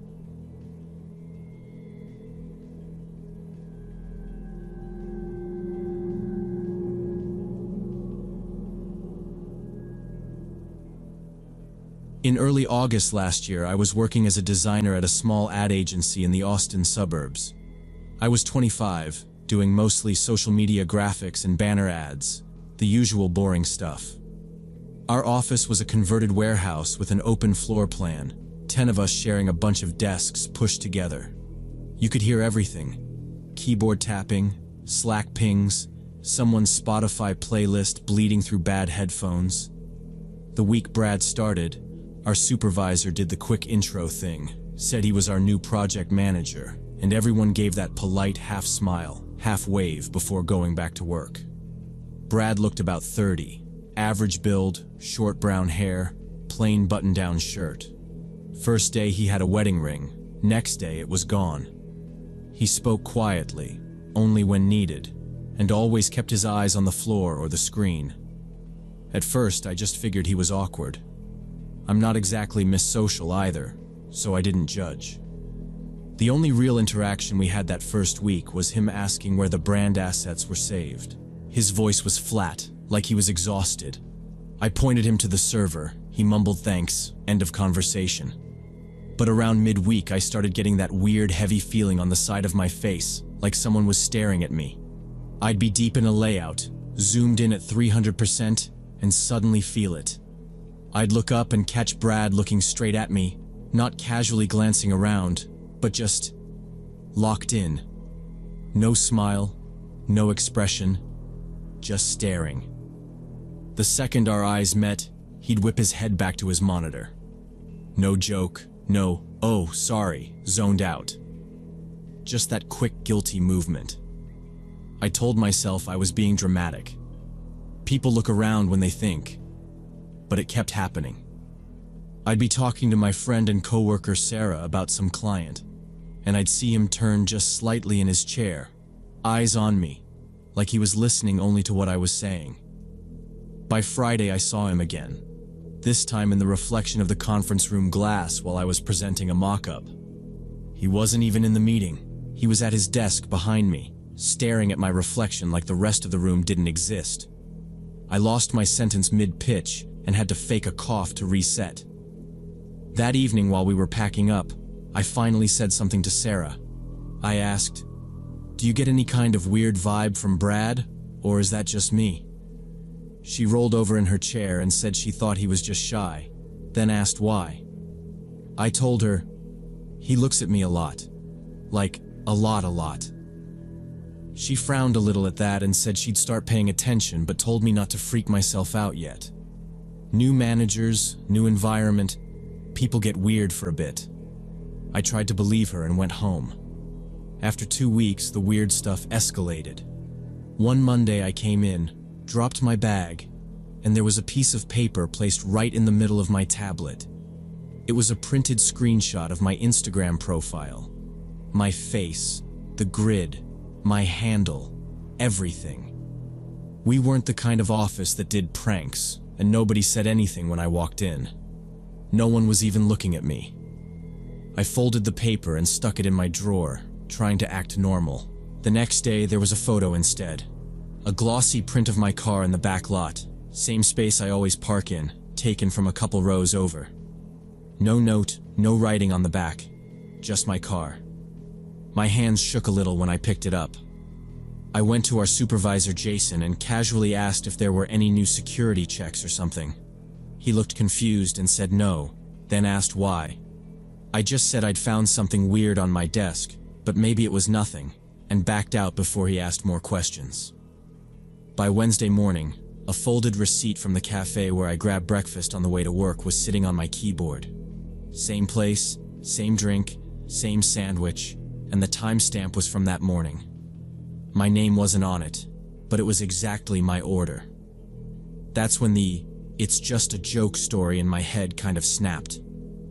At lunch, I pulled Sarah outside and showed her everything. The screenshot, the car photo, the receipt. Her face changed immediately. She said, "Okay, that's not funny. That's creepy." She told me she'd watch my desk when I wasn't there, and that I should start keeping everything in case we needed proof. The next day, while I was in a meeting, Sarah texted me, "Brad is at your desk. Been there like 5 minutes, looking at your stuff." When I came out, he was back at his own computer like nothing had happened. Sarah later whispered that he'd just stood there, looking over everything. My pens, my sketchbook, little personal things, like he was studying them. He only moved when another coworker walked by. That was the point where I stopped giving him the benefit of the doubt. I told Sarah I was going to talk to Jason the next day. But that same evening I got the first message. I was on my couch after dinner, scrolling through my email on my phone, when a new message popped up from some address that was just random letters and numbers. No name. Subject line just said, "Hi." The body was short. He said he liked how I worked, how I looked when I was focused, that we had a connection and should be together. No signature, but he mentioned the color of my shirt from that day, and a specific joke I'd made in the morning meeting. My stomach dropped. I screenshotted it and sent it to Sarah with, "This has to be him, right?" She called me right away and said we were going straight to Jason in the morning. I barely slept that night. I kept every light on, sat in bed with my laptop open, jumping at every car door outside. The next day we went to Jason as soon as Brad sat down at his desk. Sarah explained what she'd seen. I showed Jason the folder with the printed photos, the receipt, and the email. Jason's face got tight. He asked if anything had happened outside of work. I said no, just this stuff. He said he had to take it seriously and was going to speak to Brad immediately, and asked if I wanted HR involved yet. I told him I wanted it documented and for it to stop. That was it. Jason called Brad into a small meeting room and then waved us in a minute later. Jason laid everything out again for the record, then asked Brad if he'd been at my desk or left anything on it. Brad kept his eyes on Jason, not on me, and said no.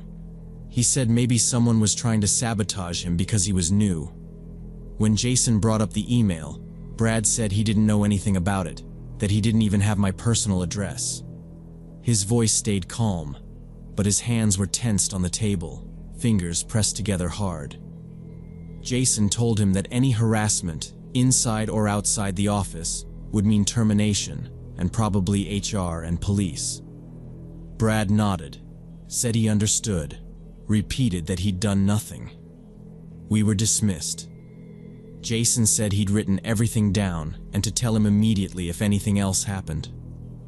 I walked out of that room feeling shaky and weirdly exposed, like I'd admitted to something embarrassing instead of reporting a problem. The rest of the afternoon I couldn't concentrate. Every time Brad shifted in his chair, I felt my shoulders tighten. No one else knew what was going on except Sarah and Jason, but the air in the room felt different. Around 4, I went to Jason's desk and told him I wasn't feeling well and asked if I could leave early. He just nodded and told me to go home and text him if anything else came up. In the parking lot, I sat in my car with the engine off, phone in my hand, thinking about going back to my apartment with that email still sitting in my inbox. I realized I didn't feel safe there by myself, not with him somewhere in the same city, pretending none of this was happening. I called my mom and told her work had stressed me out and asked if I could crash with them. She said yes immediately, asked if I was okay, and I told her I'd explain when I got there. I pulled out of the lot, got on the highway toward their neighborhood in the next district over, and drove to my parents' house because I didn't want to be home alone. The next day when I got home around 6, I noticed my front door lock looked wrong, scratched and fresh. Up close, there were thin new scratches around the keyhole, like someone had dragged metal across it repeatedly that day. I unlocked the door anyway, walked through every room, and saw nothing missing. But it felt like someone watched recently. I stepped back into the hallway, shut the door, and called the non-emergency police line because it felt targeted already. The officer who arrived looked tired but serious, checked the lock, and said the marks were definitely fresh today there. He asked about roommates, exes, angry neighbors, anybody with a key, so I told him about Brad immediately and everything. He wrote everything down, said it sounded serious, told me to change the lock, install a camera, stay cautious tonight. I called a locksmith right away, booked the earliest slot, then packed a bag to sleep at my parents' again. After he changed the lock, I set up a cheap door camera, then lay awake checking notifications instead of sleeping. The next morning I dragged myself into work because staying home felt worse, and Brad's chair was strangely empty suddenly. Sarah rolled over to my desk and whispered that he hadn't checked in, wasn't online, and wasn't answering calls anywhere. Around lunch I remembered my personal laptop was still in the car, so I grabbed my keys and headed outside. From a distance everything looked normal, but when I reached my car I saw paper tucked carefully under the wiper. I pulled it free, unfolded it, and realized it was a printed photo of my apartment door from yesterday evening. You see me unlocking the door, bag on shoulder, and on the back it said, "I know where you live." My hands started shaking so badly I had to lean on the hood, because this proved he'd followed me home. I shoved the photo into my bag, went straight back inside, told Sarah, and then called the police from work. The dispatcher sounded focused, said officers were on the way, and told me to stay inside and avoid confronting anyone. Jason pulled me and Sarah into a conference room, phoned HR, tried calling Brad and waited there until officers arrived. They photographed everything, bagged the papers, had me forward the emails, and asked direct questions about any contact outside work. When I answered no to touching or threats or flirting, one officer said this was stalking and they'd open charges. They asked Jason for Brad's full file, emergency contacts, address, everything, then left while we sat pretending to keep working. Hours later, Jason's phone rang, and after talking quietly in his office, he called me and Sarah in again there. He said police had found copies of my schedule, pages with my name highlighted, and multiple photos of my building. They'd also discovered a small set of lockpicks, and Brad had admitted following me but claimed he meant nothing harmful. Jason repeated that Brad told them he thought this was a romantic movie moment where I'd eventually realize we belonged. Brad was arrested for stalking and attempted illegal entry, and HR told me he'd done similar at his last job. Apparently there'd been a complaint from another woman, but he was fired before court, and the case collapsed on technicalities. Knowing that didn't make me feel safer. I spent a month jumping whenever doors opened before handing in my resignation. Now I work remotely as a designer, keep my information locked down, and treat every strange feeling as a warning.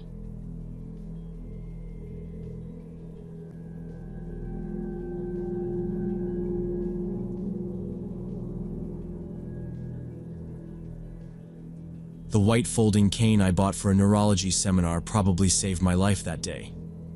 I was standing in a mall corridor pretending to be blind, tapping the ground with that cane while an elderly couple watched me from about 20 feet away, trying to figure out if I was the same girl they'd been following for the past half hour.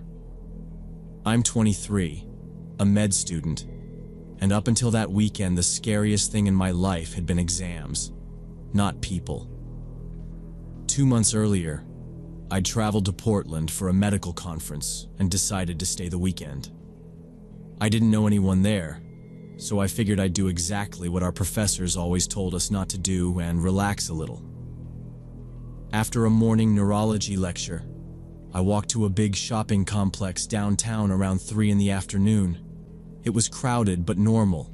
Families, teenagers, office workers. I remember thinking it felt weirdly safe compared to the bus stop near my own campus. I was looking at electronics when I first noticed them. A woman in her 60s with gray hair pulled back, and a man slightly older wearing glasses, both in beige jackets. They were standing against the opposite wall staring directly at me. At first, I assumed they were looking past me, maybe at a TV behind me or some sale sign. I moved a few steps to the side. Their eyes tracked me. It wasn't just one look either. I'd glance at a set of headphones, look up again, and they'd still be there. Not talking, not browsing, just watching. It felt like when standardized patients stare too hard during an exam, waiting for you to mess up, except these two weren't playing a role for my grade. I told myself they were probably lost or foreign tourists trying to read the aisle signs and pushed it out of my mind. After 10 minutes of pretending it wasn't happening, I moved to the clothing section thinking maybe I was imagining things. I cut through 2 other departments and took my time, making random stops at racks I didn't care about. 5 minutes later, they appeared there too, keeping about 30 feet back. The woman was whispering to the man and nodding toward me like I was an item on a list. My stomach dropped. The man took out his phone and pretended to talk, but from where I was, I could see the screen wasn't lit. He wasn't even holding it right, just kind of pressed against his cheek. I tested my theory the way we test reflexes in lab. Quick, simple, undeniable. I headed fast toward the second floor exit, not running but walking like I suddenly remembered being late. When I looked back from the escalator they were following, weaving around people, walking faster now. My heart started pounding. There was that cold, clinical part of my brain trying to label what was happening. Possible mistaken identity. Maybe they were loss prevention. But the rest of me just felt like prey. I stepped off the escalator and went into a bookstore, the kind with high shelves you can hide behind. I pretended to browse travel guides while watching them through the gaps in the books. They positioned themselves at the entrance and waited. They weren't even pretending to shop now. The woman was holding a large cloth bag that I hadn't seen before, twisted around her hand like she needed something to grab quickly. The man stood half-turned toward the hallway, half toward the store, like he wanted to watch both at once. When I moved toward the other exit at the back, they immediately followed, keeping that same distance. I left the bookstore and walked out into the corridor heading for the elevators, and they stayed about 15 steps behind. I could see their reflection in the dark window glass every time I passed a closed store. That's when the woman called out, asking me to wait. Her voice was bright, almost friendly, which somehow made it worse. I sped up, pretending not to hear, acting like a distracted student glued to her phone. They were almost running now. Their footsteps changed behind me, faster, uneven. The man said louder that I'd dropped my wallet. I knew I hadn't dropped anything because my wallet was zipped inside my backpack under my arm, and I hadn't opened it since the electronics section. Every safety lecture we'd had about distraction scams flashed through my head all at once. The elevator was occupied. I pressed the button anyway, and saw the little light already glowing. There were people inside, and the doors were slowly closing, and I realized if I tried to force my way in, I'd just trap myself with strangers, and maybe them too. Stairs were further behind me, closer to them than to me. I was running out of options, and could feel my hands shaking around the backpack straps. Then I remembered the white cane in my bag. I'd bought it that morning at a medical equipment sale in the conference lobby for our rehabilitation seminars, where we practiced guiding visually impaired patients. It had felt like overkill at the time, a nerdy souvenir. Now it felt like equipment in a trauma bay. Maybe the one thing between me and something I didn't even want to name. I veered toward a small alcove by a vending machine, swung my backpack around to my chest, and unzipped it. My fingers fumbled on the zipper because I didn't want to stop walking completely. I made it look like I was just digging for my phone. I could hear the couple closing in, the man repeating about the wallet, his voice getting tighter like he was irritated I wasn't taking the bait. My hand hit the smooth plastic handle. I pulled the cane out, unfolded it with those quick little snaps, and grabbed my dark sunglasses from the side pocket where I kept them for migraines. I slipped them on, took one breath to steady myself, then stepped back out into the main corridor. I forced my shoulders to relax, lowered my chin slightly, and started walking slowly, tapping the cane on the floor and letting it lightly brush the baseboards as I passed. I made my movements uncertain like someone with serious vision problems. I headed back toward the bookstore area acting like I was lost, slowing my walk and letting the cane tap in front of me. The couple stopped about 50 feet away.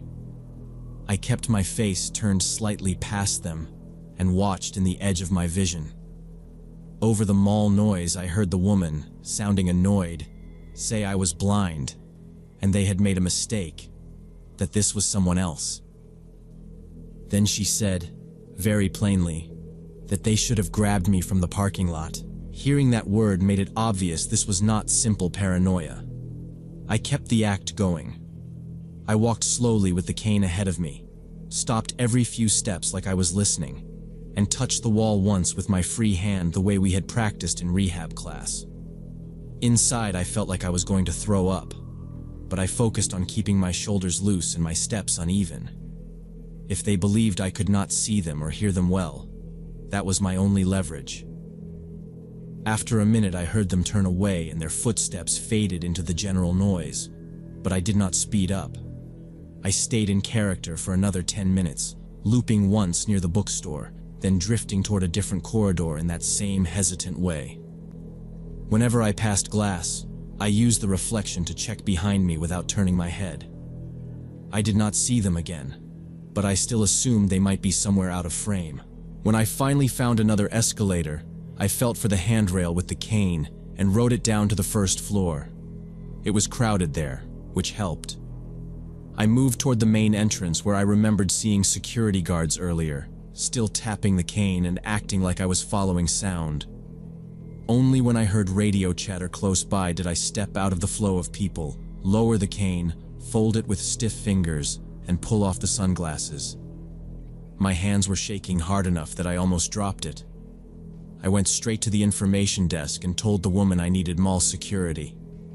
My voice came out thin and shaky, but she did not argue, just picked up the phone. A guard arrived and led me into a small office behind the desk. With the door closed and the camera feeds pulled up on a monitor, I went through everything. Where I had first seen the couple, how long they had stayed near me, the fake phone call, the bag, the comment about grabbing me. He listened without interrupting, then rewound footage. On one screen, we saw me in electronics and the couple across from me, staring.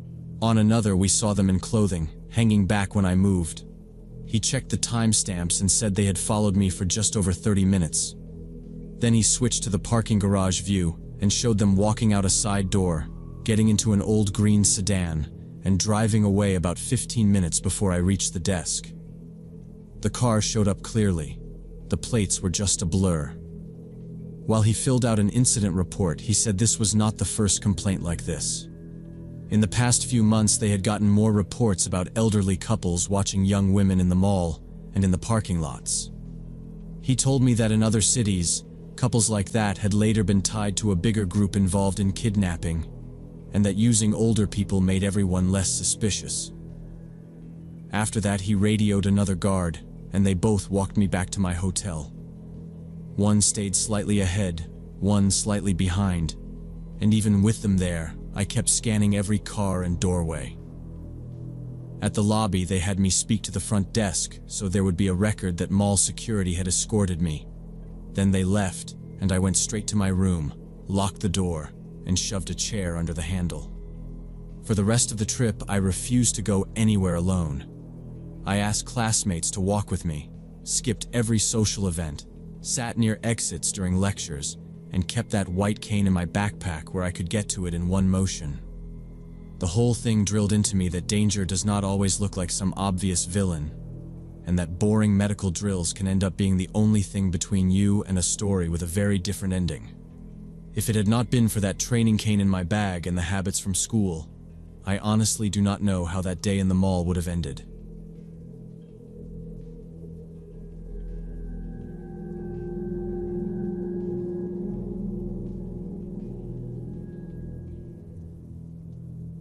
I work from home most days and rent an apartment on the second floor of a 3-story building downtown. I'm 27, a graphic designer, and my routine is strict in a way I like. Office on Mondays and Thursdays, working from home the rest of the week. That Thursday, I stayed late at the office finishing a client project my boss hovered over, and by the time I grabbed a rideshare and got home, it was just after 11. In the stairwell, I heard loud music pounding from the 3rd floor, and remembered my upstairs neighbor Sarah lived up there, so I assumed she was having people over or getting ready to go out. Inside my apartment, I dropped my bag, kicked off my shoes, and was heading to the kitchen when I heard fast footsteps coming down from the 3rd floor, so I checked the peephole and saw a man in a dark jacket walking quickly past my door. I only caught his profile: average height, dark hair, hands in his pockets, head down like he didn't want eye contact, and nothing about him screamed danger, so I just assumed he was one of Sarah's guests leaving early and went back to my laptop. About 10 minutes later, the music cut off in the middle of a song like someone had yanked the plug, and maybe half a minute after that, a single heavy crash shook the ceiling. Then everything went completely silent in a way that instantly made me sit up. I texted Sarah through Messenger. "Everything okay?" Heard a loud crash. Watched it stay stuck on delivered, then called her. And as it rang, I heard her ringtone faintly through my ceiling with no footsteps or movement, then listened to it go to voicemail twice without anyone picking up. I don't usually jump straight to worst-case scenarios, but the mix of loud music, that crash, and her phone ringing in what sounded like an empty apartment felt wrong enough that I grabbed my jacket and keys, put my shoes back on, and headed up to the 3rd floor. The hallway was empty, but light showed around Sarah's door, and as I got closer, I saw it was standing slightly open, even though our doors usually lock shut. So I stopped, listened to the silence, knocked, called, "Sarah, it's Lauren from downstairs," and finally pushed the door wider. Stepping inside, I saw her living room trashed, the coffee table on its side, a broken vase and water across the floor, and on the hardwood dark smears and drops leading toward the couch that I finally realized were blood.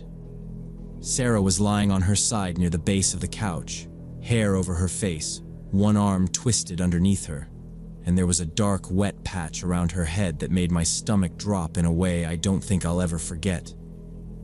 I dropped to my knees beside her, called her name, pressed my fingers to the side of her neck until I found a weak, fast pulse, then grabbed my phone, dialed 911, and told the dispatcher my neighbor was unconscious and bleeding in what looked like a ransacked apartment. The dispatcher kept me on the line, asked if she was breathing and if I saw any weapons, then told me to put pressure on the wound with something clean. So I grabbed a towel from a nearby chair and pressed it firmly against the side of Sarah's head. Sarah made a small noise in her throat. Her eyelids fluttered for a second and rolled back, and I kept pressure on the towel, repeating, "You're okay, just stay with me," while I knelt on the hard floor listening for sirens. Into the phone, I haltingly explained about the loud music earlier, the abrupt silence and crash, and how I'd found Sarah on the floor, trying to give the dispatcher everything I could remember while I stayed there holding the towel and waiting for the ambulance and police to arrive. Footsteps sounded in the hallway outside, slow and heavy, stopping at the open door, and when I finally looked up, the same man in the dark jacket was just standing there watching us. "What are you doing here?" he asked aggressively. In that second it hit me that he wasn't just some random neighbor. He was the one who had flipped the table and left Sarah bleeding on the floor. He looked from me to her and back again like he was deciding how much time he had. "I called the police. They're already on their way," I said. That was a lie, but I made my voice sound steady and kept my hand on the towel at her head. For a moment he just stared at us, jaw tight, and I remember thinking if he stepped inside, I would have to fight him. I shifted my weight a little, ready to grab my phone and swing it if I had to. Instead, he swore under his breath, spun around, and ran down the hallway.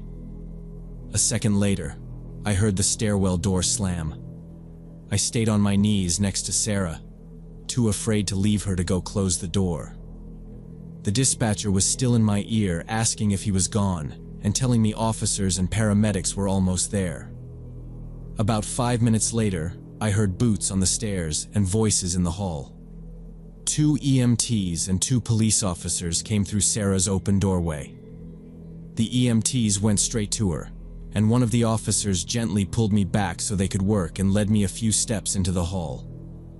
While they checked her breathing and put a collar around her neck, the officer asked if I knew the man, what he looked like, and how long ago he had left. They took Sarah out on a stretcher and told me she had a serious head injury, but was breathing on her own. Later, I found out it was a concussion and a skull fracture. She went into surgery and didn't wake up afterward.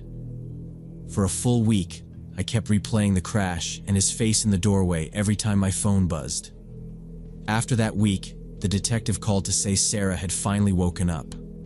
I went back to the station to go over my statement again. He told me that when Sarah was clear enough to talk, she said the man was her ex-boyfriend. He had been calling and texting all week, asking her to meet so they could talk, and she kept saying no.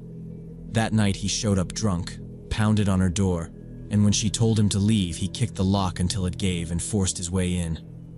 They arrested him 3 days later using the security cameras from the building entrance in the street. The detective showed me a still image, and it was the same dark jacket and the same face I had seen through my peephole and in Sarah's doorway.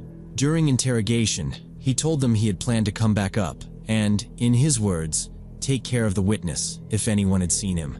He said he ran when he heard me say the police were already on the way because he thought they might be outside. Hearing the detective repeat that, knowing he had been seconds from walking farther into that apartment, made my legs feel like they might give out.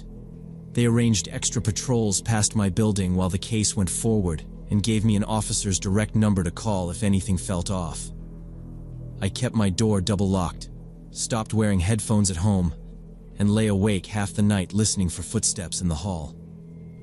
2 months later, I broke my lease and moved to a different neighborhood.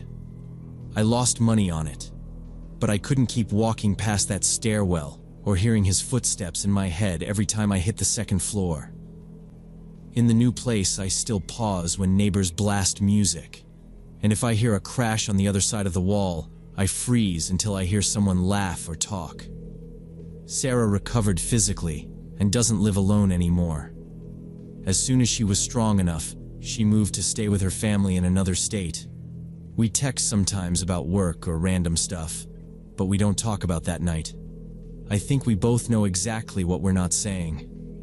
I still catch myself wondering what would have happened if I hadn't been working late that day, or if I'd decided it was none of my business and turned up the TV.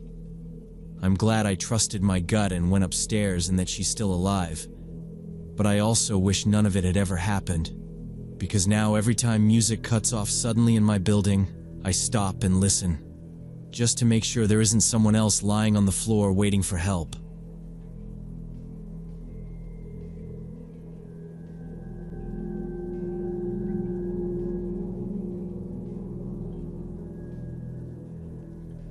Last summer, me and 3 of my friends, Liza, Tom, and Kevin, went to a 3-day indie music festival in the mountains on the Oregon-California border. We had studied together at music college, but now lived in different cities, so the festival was our excuse to reconnect. I am 26 now and work as a school music teacher, so 3 days away felt almost illegal to me. We arrived Friday afternoon after a long, boring drive, checked in at the gate, and walked into the clearing of tents. There were 3 small stages, a food and drink area, and maybe 200 marked tent spots spread across the grass. By then, around 150 people were already there, setting up tents, sitting on blankets, wandering between stages happily. We chose a spot near the trees, close to the main stage, and the guys immediately argued over the tent instructions. I walked to the food area for water and snacks, and noticed staff with radios everywhere, which actually made me relax. That first evening we watched an indie band, drank cheap beer, met people from Portland and Sacramento, and everything felt straightforward. Saturday was similar. Music, food, conversations, plus an organizer visiting our tent to remind everyone the headliner started at 2 sharp. Sunday morning we woke up around 9, sweating in the tent, heads pounding a little but still in decent moods overall. The plan was to grab coffee, maybe catch an early acoustic set, then camp out by the main stage before 2. Tom reminded us about the waterfall the local volunteers had mentioned, supposedly only about 2 kilometers away on a marked trail. We went back and forth for a few minutes, but eventually everyone agreed it would be stupid not to go today. We packed 2 backpacks with water, a few sandwiches, fruit, and towels, then headed off toward the trailhead near parking area. A simple printed sign saying waterfall 2 kilometers pointed into dense forest, and soon we were walking single file in silence. We talked about work and old classmates, but I kept checking my phone, counting minutes so we would not be late. After about an hour, we reached the waterfall, small but pretty, with a shallow pool and another festival couple already there. We swam in the freezing water, lay on the rocks to warm up, ate, and took too many stupid photos there. Around noon, Tom checked the time and said we should head back if we wanted good spots for the headliner later. The hike back felt quicker, maybe because we were watching the clock and I thought I heard faint bass behind us. When we stepped out of the trees into the clearing, something felt off, though it took a moment to register properly. All the tents were still standing, including ours, the stages and food trucks untouched. But there was not a single person. We walked forward slowly, looking around. Liza joked it was performance art, but nobody laughed, and the organizers' cars sat there. It did not look like anyone had packed up, so we started checking rows of tents, calling out as we walked. In one tent I saw unzipped sleeping bags, clothes piled everywhere, a phone charging on a battery pack, and a wallet. Another had a pair of shoes half pulled on beside the door, as if someone had been interrupted getting dressed suddenly. Near the main stage we found a folding table with half-drunk coffees and a tablet showing today's schedule and clock. The time in the corner was a little after 2. Nobody on stage, nobody even near it when we shouted again. Tom pulled out his phone and called one of the organizers whose number he had saved from buying merch on Saturday. It just rang and went to voicemail. He tried again with the same result, and the empty field suddenly felt dangerous. Kevin said, very quietly for him, that this was not normal at all and we needed to call police about it. Tom dialed the local police station on speaker, and when a woman answered, I tried to explain everything we saw there. Police showed up about 40 minutes later. 2 officers in a patrol SUV and an older man in a tan shirt who introduced himself as the county sheriff. Seeing the empty field with all the tents still up wiped the relaxed look off his face. They had us wait by the food area while they did an initial sweep, walking the rows of tents, calling out, checking behind the stages. After 10 minutes of that, the sheriff came back and asked us again if we were sure we had seen people here that morning. We told him about the bands, the volunteers, the couple at the waterfall, the reminder about the 2 o'clock show. He kept looking past us at the main stage like he still expected someone to wander back any second. Once they realized nobody was going to appear, they switched into full procedure mode. 1 officer stayed with us, taking our basic information and holding on to our IDs, while the sheriff and the other officer checked the forest edge around the clearing, following the first parts of the trails. Radio traffic started going back and forth, short clipped messages we couldn't follow. Within an hour, 2 more patrol cars rolled in, then a search and rescue truck with orange vests and gear. They fanned out into the woods in small groups, calling, blowing whistles, coming back more annoyed each time. From where we sat, all we saw were uniforms disappearing into the trees and coming back shaking their heads. What made it worse was all the personal stuff left behind. The officers started taking photos and writing numbers on tags, but there was no way to tag everything. There was just too much. Phones were still plugged into portable chargers inside open tents. Wallets sat on top of backpacks. Coolers stood open with ice half melted. A stroller was parked near one of the RV's car keys hung from lanyards tied to tent poles. Someone's half-eaten lunch sat on a paper plate by the second stage. There were no tracks that suggested a rush into the forest, no drag marks, no blood, nothing broken, nothing that looked like a fight. It really did look like everyone had stepped away for a minute and just never stepped back. By late afternoon, the mood shifted from confused to formally serious. A white, unmarked SUV rolled up and plainclothes investigators got out, one saying he was from a regional missing persons unit, another mentioning federal assistance. The sheriff briefed them by the food trucks while we sat on a bench and watched them unfold maps, marking the stages, the parking rows, the trails leading out. Close to evening, a helicopter came, circling the clearing and the tree line again and again. From the ground, nothing changed. They separated us for full interviews at folding tables, keeping our phones in front of them and asking for passwords. I told the story over and over, Friday to Sunday, down to what we ate. They checked our timelines against each other and against card receipts. One investigator finally said, almost to himself, that around 150 people were unaccounted for. We were allowed to leave the next day after questioning and a walk of the grounds. The case blew up, but nothing changed. Cars and tents collected by families. No notes, no damage, tests, wild theories. I still dream about that empty camp, the coffee cups and charging phones. We talk sometimes, but never go to festivals. Whatever happened to everyone else passed through while we were at the waterfall.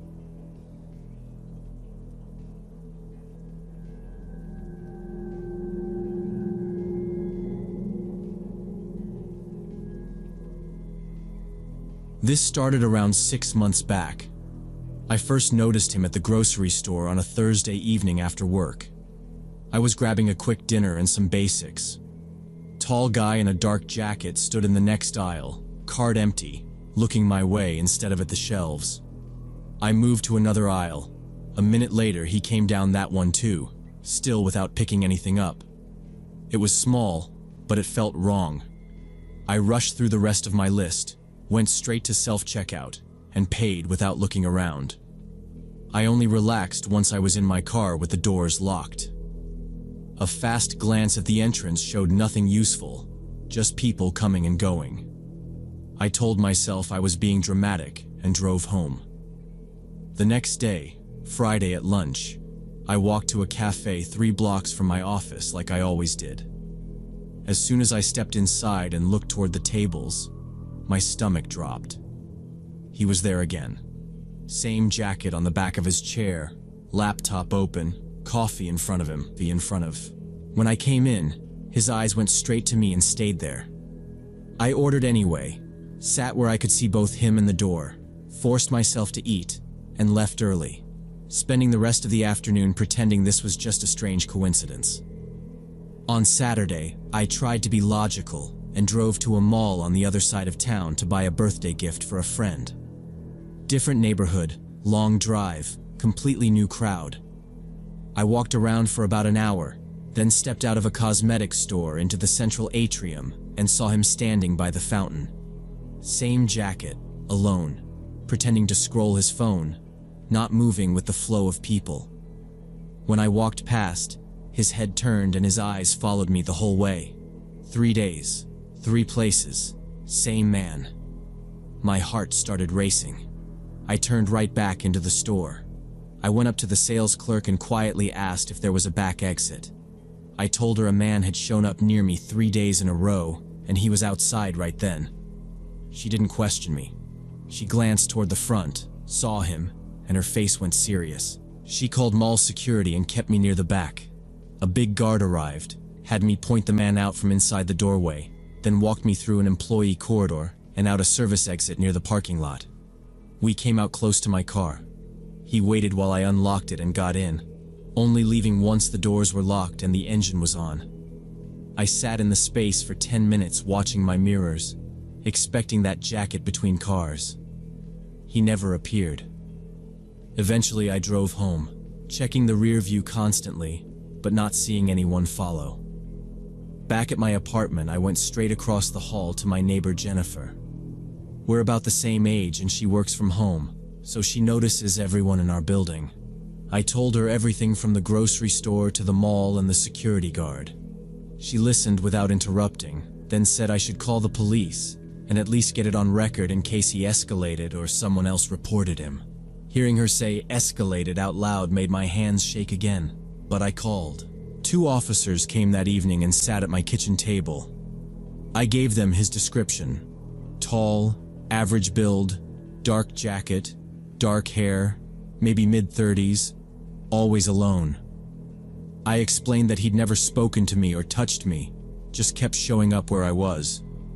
They said I'd done the right thing by calling, but that without direct threats or contact, there wasn't much they could do besides log the report and maybe patrol the area more. They told me to call 911 immediately if I saw him again and felt unsafe. After they left, I carried my phone from room to room like it was a lifeline. Over the next week, I changed my routines as much as I could. Different grocery store, different cafe, different routes, different parking spots at work, slightly different hours. I told my boss only that I was dealing with some guy issues and needed flexibility. She didn't press for details. For a few days, I didn't see him anywhere and started to think maybe he'd moved on. Then on Tuesday, I stayed late finishing a report. Most of the office had cleared out. When I finally shut down my computer, it was around 7. I took the elevator down to the parking level, stepped out, and saw the familiar dark jacket by the coffee vending machine near my usual section. He wasn't buying anything, just standing there with his hands in his pockets, turned toward the part of the lot where I normally parked. Every hair on my arms went up. I hit the elevator button again and went straight back upstairs.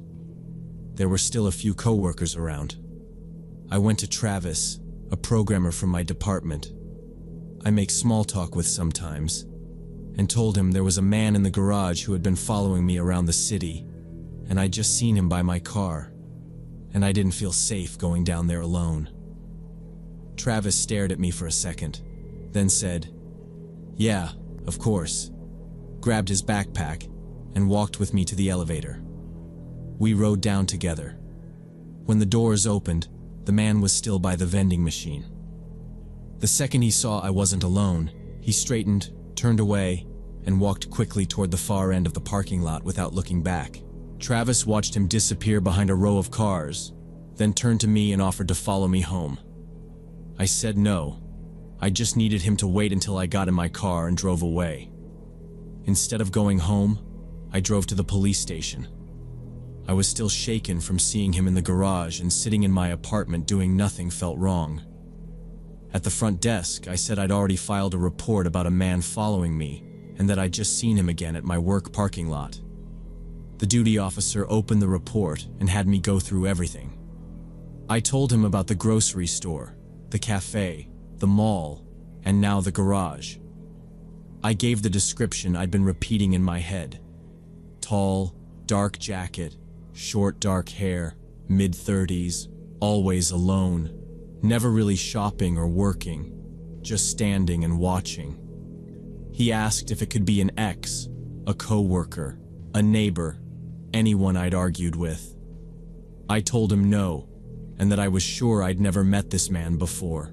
He updated the report, said they'd increase patrols near my building and around my office, and told me that if I saw the guy again, I should only take a quick photo or video if it felt safe, and call 911 if he tried to come near me or block my way. Without threats or contact, that was about all they could do. Driving home, I didn't feel better or worse, just drained. I'd done what you're supposed to do, but it still depended on me seeing him first. In my building's parking lot, I called Jennifer before going inside and told her about the garage, the co-worker walking me down, and the station. She didn't say I was overreacting, just told me to text her when I left work and when I got home, and I agreed. For the next 2 weeks, I didn't see him. Not at stores, not in cafes, not near my office. I still checked every aisle and every crowd for that dark jacket, but it never appeared. The fear didn't go away. It just moved into the background. I ordered a doorbell camera, got the building manager's okay, and set it to alert my phone whenever someone passed my door. At first, I watched every clip expecting to see him, but it was only neighbors and delivery drivers. I started changing my routine on purpose. Different stores, different routes, different parking spots, not leaving work at the same time. I shared my live location with Jennifer and a coworker and kept my phone where I could grab it fast. I never found out who he was or why he picked me. Maybe it was random. Maybe he knew me from somewhere I don't remember. Not knowing scared me more than seeing him, because there was no clear reason and no moment where I could say it was over. I don't know if he's still out there or if he moved on after the police got his description. Some nights I still check my windows and door, then tense up when an unknown number shows on my phone. My friends tell me to let it go, that he probably got scared or was clueless, or that he's focused on someone else now. But I can't forget how he watched me in that mall, or how he knew when I'd be in that parking garage. He found me in different parts of the city, waited like time didn't matter, never touched me, and never spoke. The police never caught him, but I know what I saw. The following, the way he matched my routine, the way he shifted when I changed mine, and the quiet, calculated patience of someone who was planning something.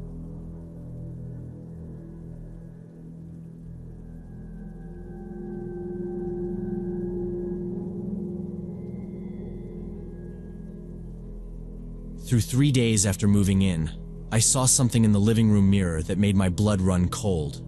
A reflection of a figure that wasn't actually there. But let me back up. I'm 28. I do interior design, and I live in a suburb with my roommate Monica.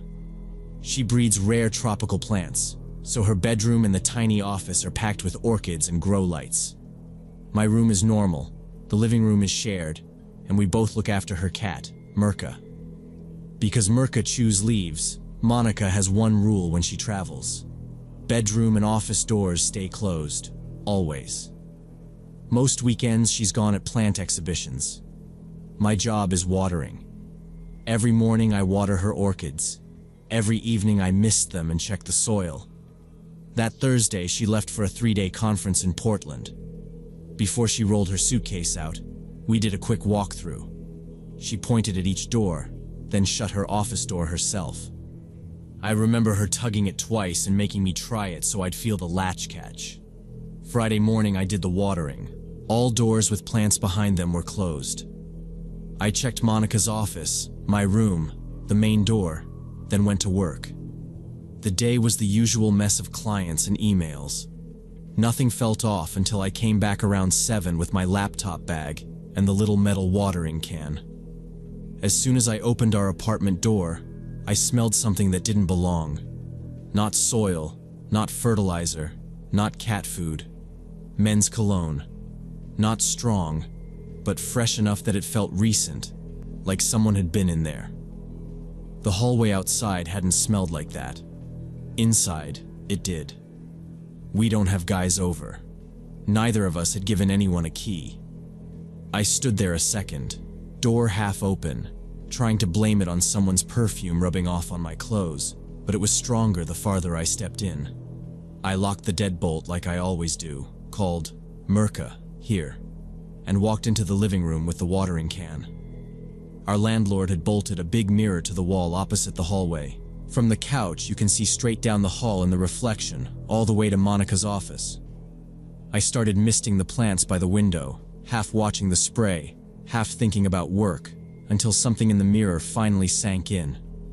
Monica's office door was slightly open, just a narrow black strip where white should be. From where I stood, I couldn't see the door itself, only the start of the hall, but the mirror showed it plainly, not closed. I had a specific memory of pulling that handle that morning. I don't remember what I had for lunch, but I remembered that. My hand shook when I put the watering can down. I took my phone out and called Monica. She picked up over muffled voices.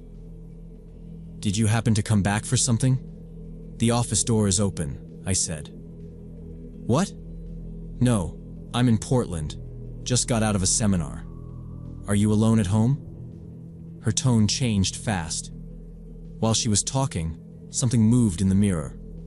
At the edge of the frame, a shape slid across the hallway, fast but controlled, like someone walking with a purpose. For a second, it was just a shadow.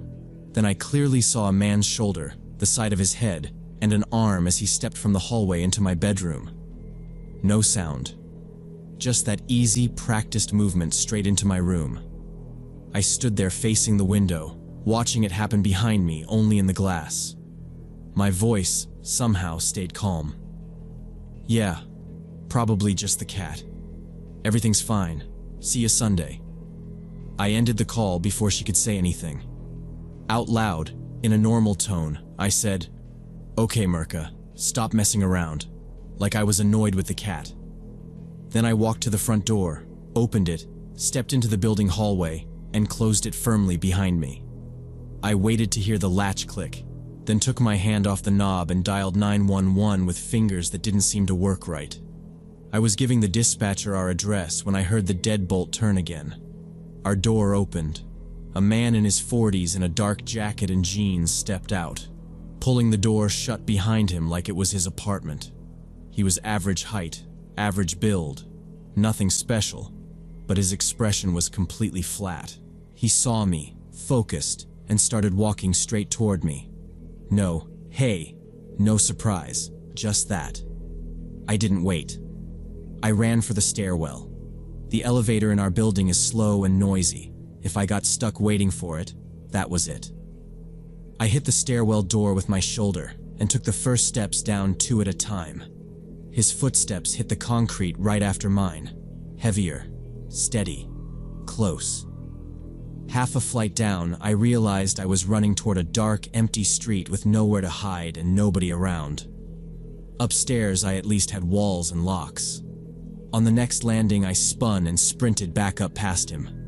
My shoulder brushed his jacket. He swore and grabbed, fingers catching air, and I heard him turning as I forced my legs to keep moving. I reached our floor out of breath, yanked my keys from my pocket, and jabbed one at the lock. It slipped once, then went in.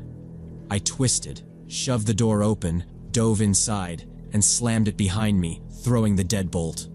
I stayed pressed to the wood. "Open up, bitch!" he yelled, pounding the door so hard the frame shook. Each hit came through my back. The dispatcher was still talking in my ear, but I couldn't answer. I shoved the phone into my pocket, scanned the room, and grabbed the only heavy thing in reach, my drawing tablet, from the console. Holding it like a shield, I backed into the kitchen. Everything went quiet for a few seconds. Then glass exploded from the direction of my bedroom, the fire escape window. He'd climbed in. I set the tablet down on the counter, grabbed the biggest meat knife from the block, and crouched behind the kitchen island, trying to control my breathing. He rushed in so fast it felt like the whole apartment shrank.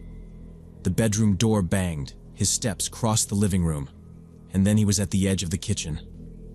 I stayed crouched behind the island with the knife in both hands, staring at his shoes as they moved past the cabinets. He didn't look down. He went straight to the sink window, breathing hard like he expected it to be open. From where I was, I could see half his face, tight and focused. He hissed, "Where are you?" and checked the counter and the door to the hallway. His back was to me. That was the only advantage I had. If I stayed there, he'd just keep moving until he saw me. The front door was the only thing that made sense.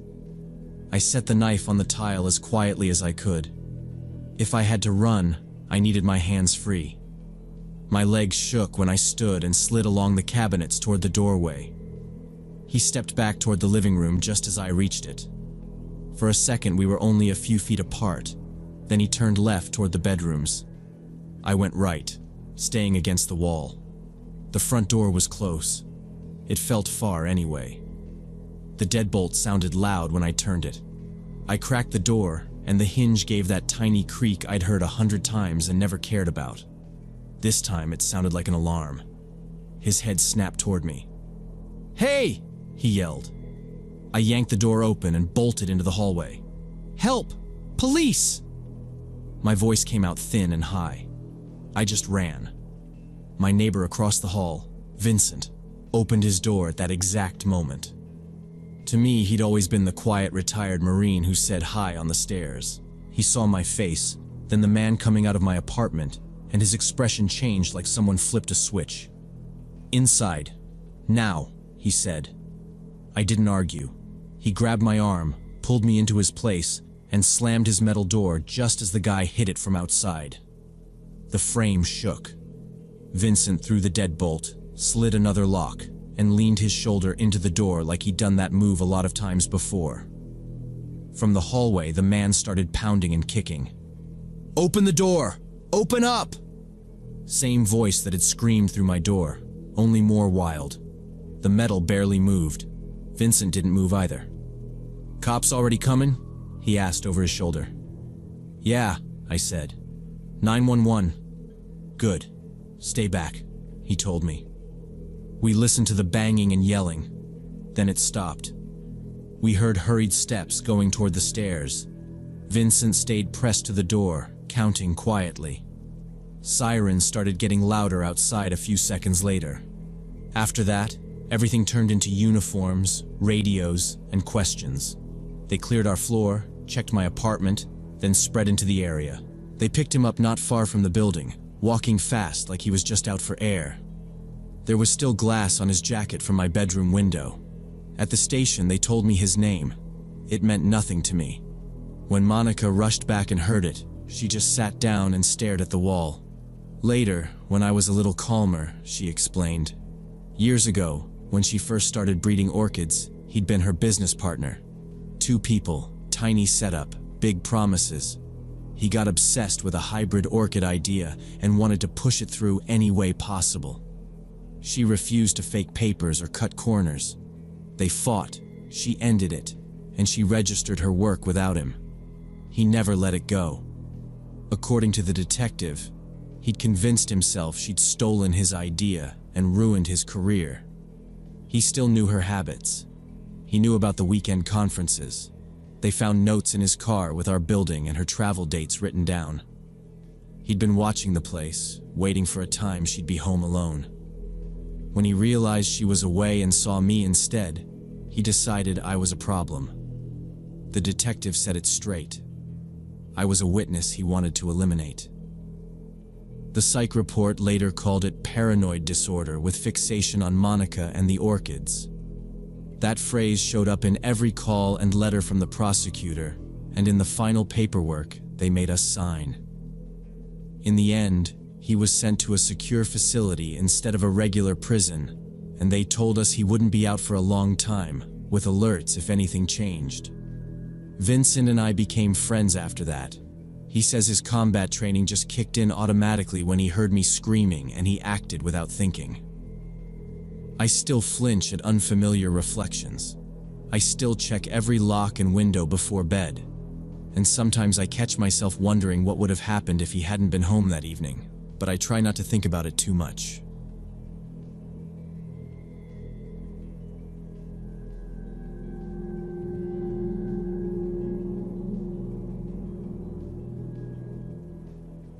Last April, I was working late finishing a presentation for a client at my office on the outskirts of Phoenix. I'm 31, a sales manager, and this client was important, so I stayed until everything looked perfect. Around 11 at night, I finally sent the slides, locked our glass door, did my usual quick check of lights and windows, and took the elevator alone down to the underground parking garage. The garage was almost empty. My car sat near the middle, and 3 other cars were scattered along the far row. It was bright but very quiet, just the buzz of the fixtures. I hit unlock, heard my car chirp, and started walking across the concrete. About halfway there, I heard a low groan somewhere to my left, like someone trying not to yell. I stopped and listened. The sound came again. Between 2 cars, maybe 20 meters away, I saw a man on the ground. He was lying on his side in a dark tracksuit, one leg bent under him, both hands gripping his ankle. I hurried over and asked if he was okay. Up close, his face was pale and sweaty, and he looked embarrassed more than panicked. He told me he'd slipped getting out of his car and that his ankle had gone sideways. When he tried to move it, he flinched hard and said he'd heard something crack, that it might be broken. Then he asked if I could help him up and get him to the exit. Said he'd call a taxi and go straight to the hospital from there. I asked which car was his, and he waved vaguely at the row behind him.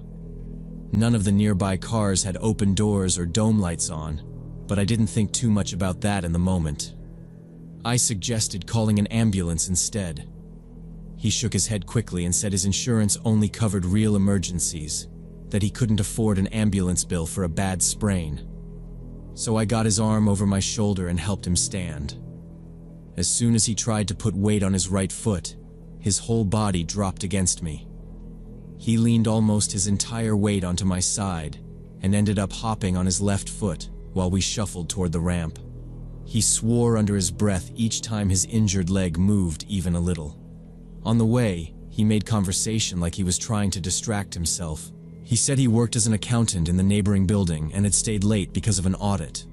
Then he started asking questions back at me. What I did, what floor I was on, whether I often stayed that late, how busy our office was at night. At the time, it felt like normal small talk.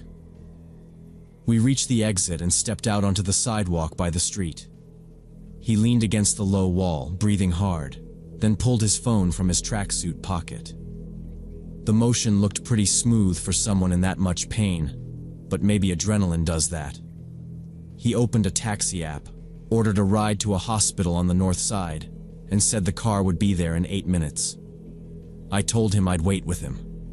Leaving an injured guy alone on the curb at midnight felt wrong, even though I was tired and hungry.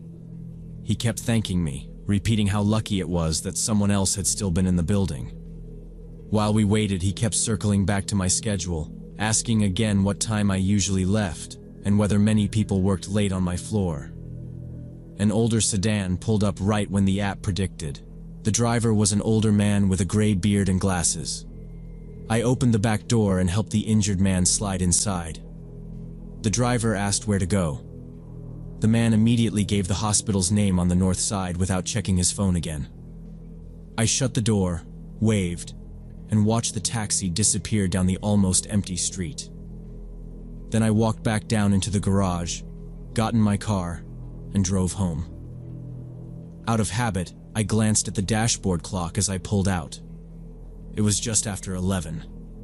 On the drive, I mentally filed the whole thing as one of those random late-night work stories. And honestly, by the time I went to bed, I'd mostly stopped thinking about it. The next day, during my lunch break, I went to a cafe near the office to grab something quick. In line, I ran into Mike, a colleague from a neighboring department. We don't hang out a ton, but we're friendly. So we grabbed a table and started complaining about clients, numbers, sales targets, all the usual. Then I remembered the ankle guy and told Mike what had happened the night before. He listened, then frowned and asked what time it had been.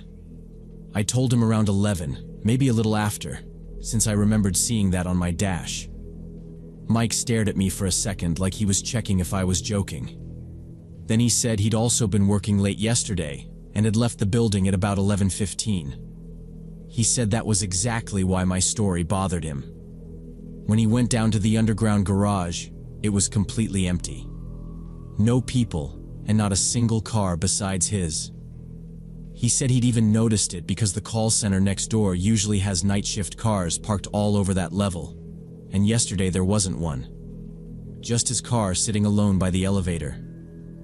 I told him that couldn't be right, because when I had gone down there, my car had been there along with 3 others. I described roughly where I'd seen them. Mike didn't smile or try to argue. He just shook his head slowly and said he was sure.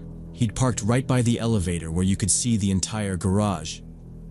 I spent the rest of lunch trying to convince myself Mike was wrong, but the more I replayed it in my head, the less sure I was about my own memory. All afternoon I kept catching myself staring at the clock, thinking back to the walk across the garage. I remembered the echo of my steps, the groan, the tracksuit, the weight of him leaning on my shoulder. But when I tried to picture the other cars, they were just vague shapes in my head. No colors, no models, nothing specific, just 3 cars somewhere over there. By the time I finished work that evening, I had worked myself up enough that I decided to go check. It felt silly, but not checking felt worse. So instead of going straight home, I rode the elevator down and stepped back into the garage. It looked normal, a few cars scattered around, nothing that jumped out as strange. I walked to the spot where I thought I had first seen the man on the ground, between 2 spaces near the middle. I crouched and ran my hand over the concrete, looking for anything that said someone had fallen there. There was nothing. No scuff marks, no dropped keys, no bits of plastic, no spilled drink, nothing at all. I walked the route we had taken toward the exit, checking the floor as I went. Same thing the whole way. Just a clean, boring garage. I checked the corners by the columns, even bent down to look under a couple of nearby cars, feeling more ridiculous with every step. Back upstairs, instead of going back to my desk, I went to the small security office near the lobby. I know the night guard a bit from smoke breaks, so I asked if he could pull the footage from the garage exit around 11 the night before. I told him I thought I had seen something suspicious and wanted to check the time. He sighed about the system being slow, but he did it. Eventually, he found the right camera and we scrubbed forward until we saw me on the screen, shouldering someone and helping them toward the street. From that angle, the other person was mostly just a dark outline, a hood and a shape leaning into me. No face, no details. We kept watching. A taxi pulled up a few seconds later and stopped at the curb. I helped the person into the back seat and shut the door. The guard paused the video and tried to zoom in on the license plate, but the picture fell apart into big blurry blocks and glare from the headlights. Front and back, both plates were just bright smears, no numbers at all. I asked if there were other cameras in the garage. He said 2 were broken, and the third only covered the entrance ramp, not the center rows. On that view, you could just see my car leaving up the ramp a few minutes later and nothing else. I still don't know what happened that night, whether it was innocent or planned. Sometimes I tell myself he really did twist his ankle and just need help. But then I remember his questions and Mike saying the garage was empty. Mike thinks it was a setup, that while I walked him out, someone else could have checked my car or tried to copy my keys. So for days afterward, I checked my wallet, laptop, documents, trunk, and accounts. Nothing was missing, but that feeling stayed, and now I only leave late with trusted coworkers.